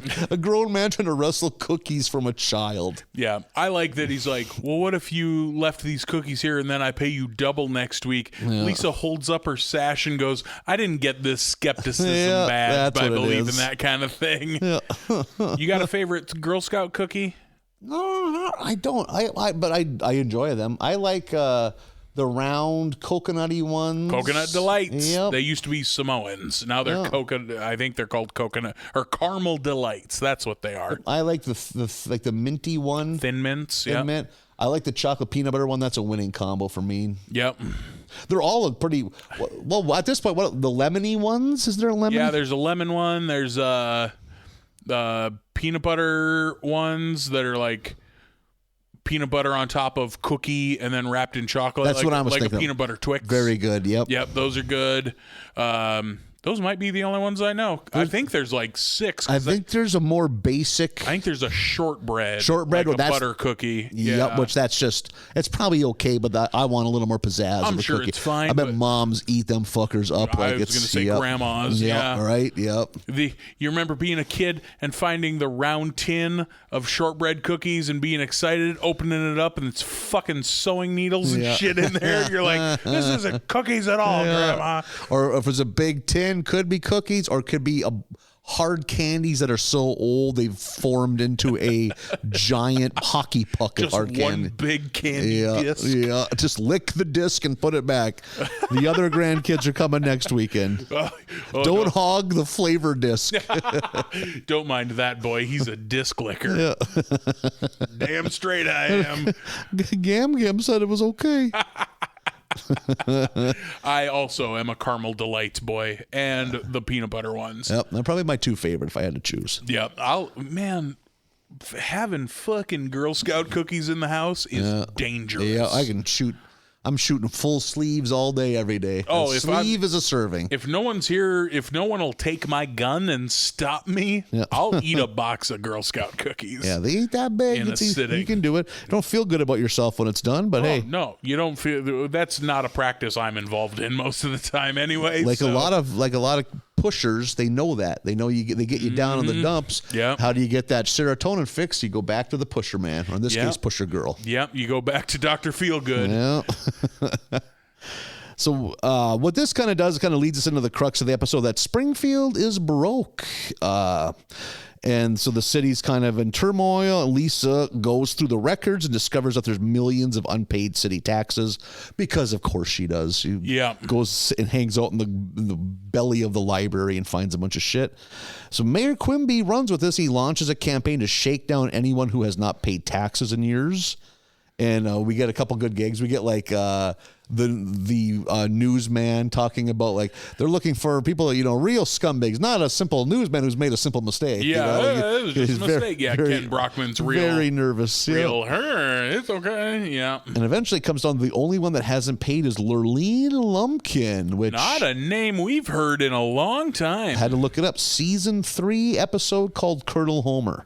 So 16 years ago. Long time ago. 16. This gives me hope that we might still see that guy who's voice acted by the fella from Safe Men, who was Homer's secretary in season 2 when he gets that promotion he doesn't deserve. Oh, yeah. Yeah. The guy from Safe Men, he's also in Independence Day, has a real raspy voice. Yeah. Harvey Firestein. There you go. Yep. This gives me hope that we might still get that character back. He's still alive and well. They might still make that I've episode. been waiting patiently, just twiddling my thumbs like, when's he coming back? So Lurleen is on the run from the IRS, and she hides out in the Simpson house, which obviously does not sit well with Marge, who, for obvious reasons doesn't like her. She tried to steal her husband. So Marge, like letting a stray dog loose, just puts her in the car, drives her out. Here's where we found you. Here's where you go. Yep, tries to take her back to the hobo fire. It's like under a bridge. It's like, it's your turn to clean the bathroom. And it's a bucket. Well, that is the bathroom. So Marge can't, Marge's got a kind heart, can't stand to see her live like that. So takes Lurleen back and brings her home, and she kind of fits in. They like her country cooking, and she likes to be a hostess. She's making ribs. This scene made me very hungry for barbecue. Yeah. And she's starting to fit in. Everything's going good. That's when she's busted by the cops. There's like a SWAT. In an amazing... I died laughing at this scene where Wiggum is on the roof of the Simpson house for no reason with his gun, and he shouts, "Freeze, Patsy Crime." Yeah. God damn it, that's funny. Does he jump and eat shit? And then he falls off the roof. Yeah. He tries to dodge roll. He tries to Max Payne it off the roof and just eats shit. But freeze Patsy Crime, very funny. He's going for it. Hey, he's taking a shot. He's a showman. Yep. He's got pizzazz.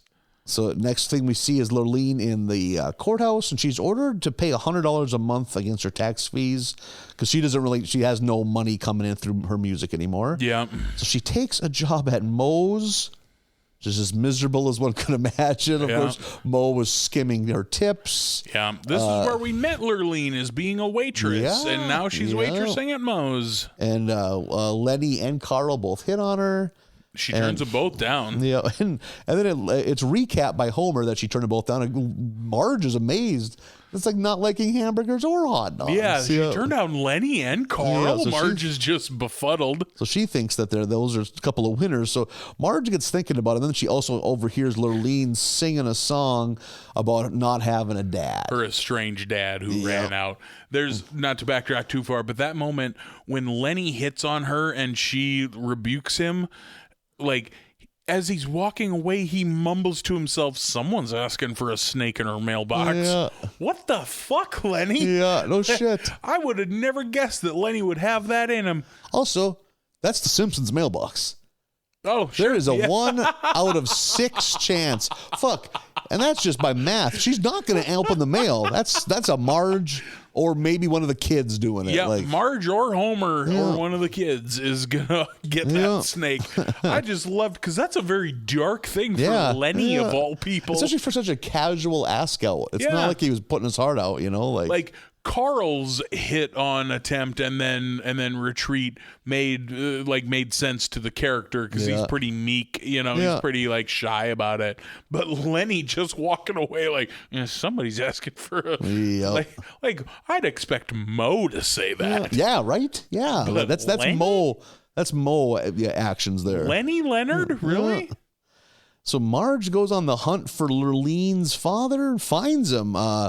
His name is Royce Lumpkin. He's a real piece of work. Is he wearing a no child support shirt? Yep. And yes. And just, I don't know, probably like a 50-something-year-old man, maybe a little older.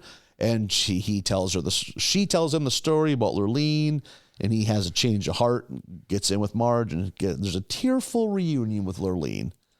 While he's ham boning?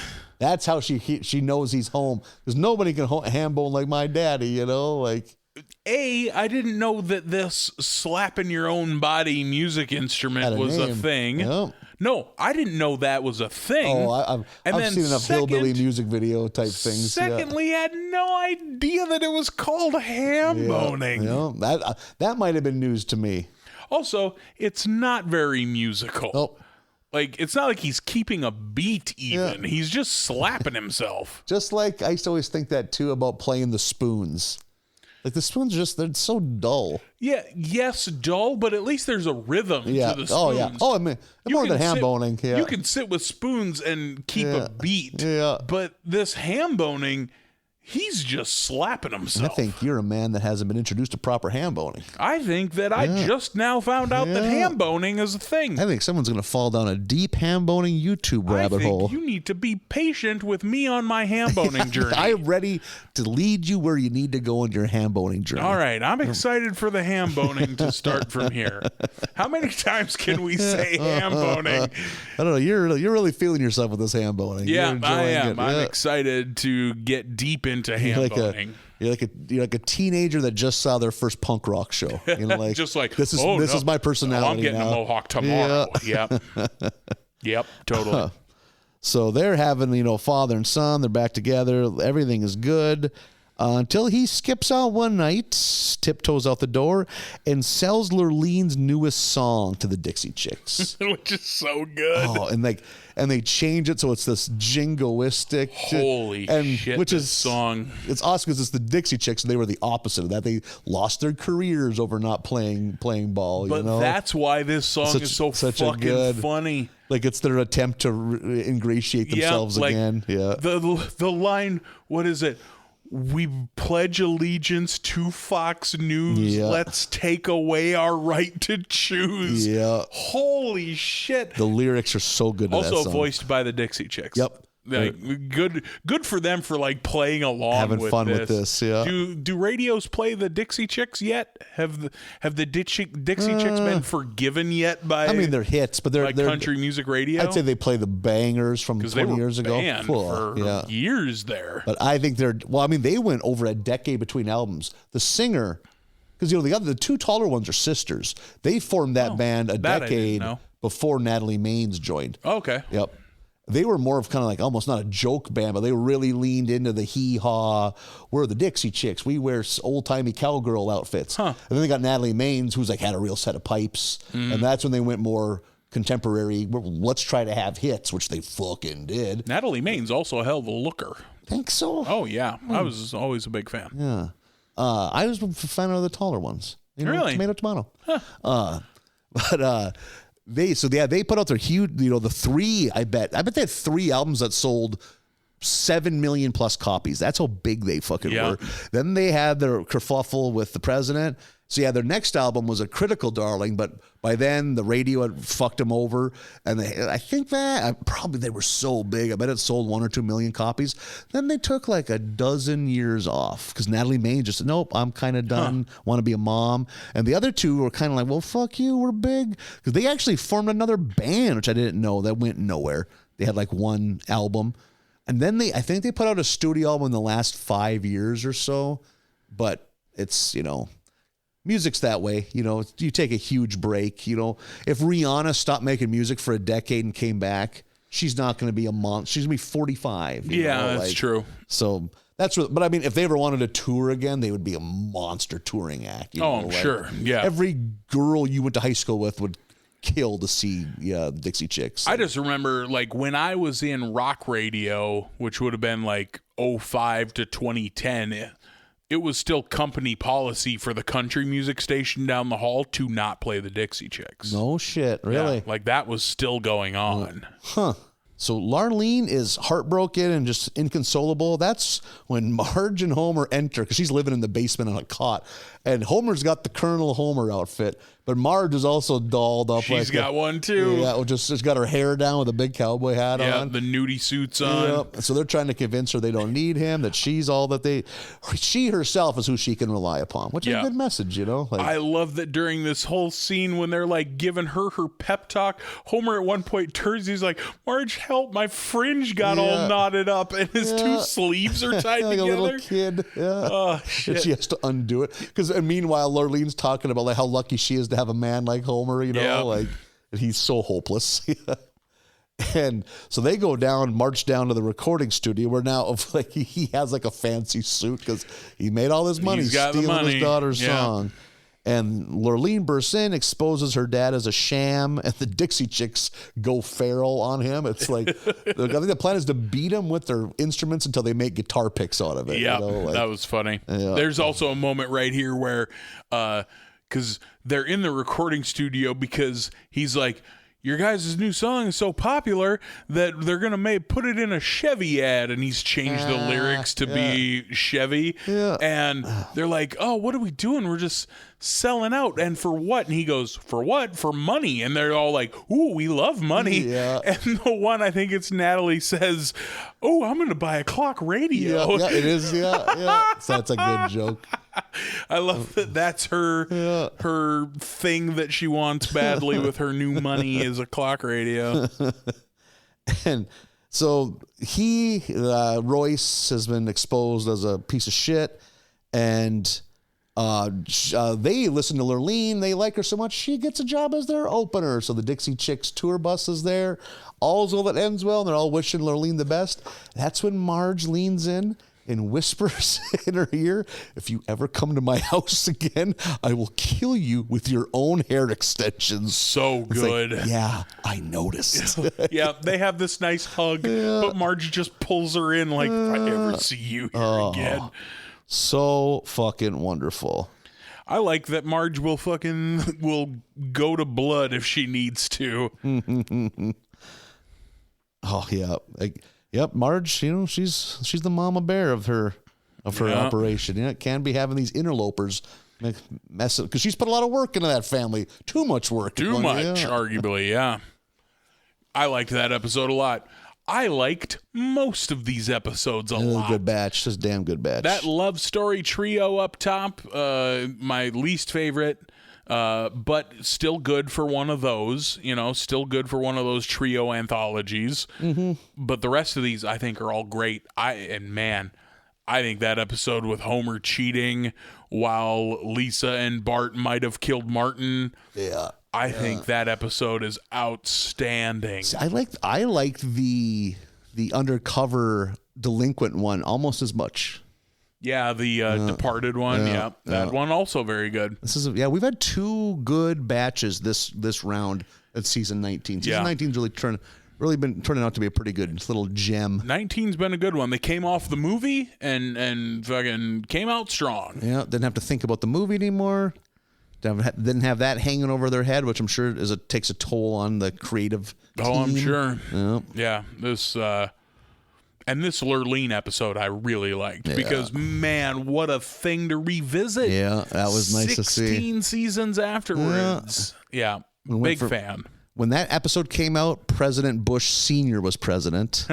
And now we're in Obama territory, I'd say, or close to, if not. Yeah, 2009. 8, 9, yeah. Yeah, we'd have been an 8 by now at this point. Yeah, it's what a batch. Yep. You want to do 5 more next week? May as well. God. Come on. Why mess with the tradition? Come on. We've done it.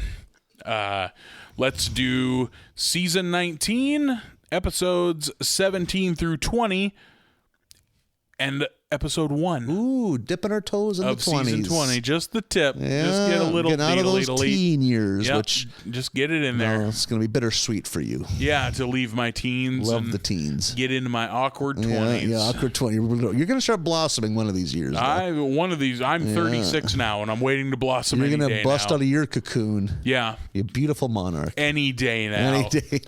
36 years old. Can you imagine blossoming at 36? Think of the smell. Those glands are finally expressed, released in rut.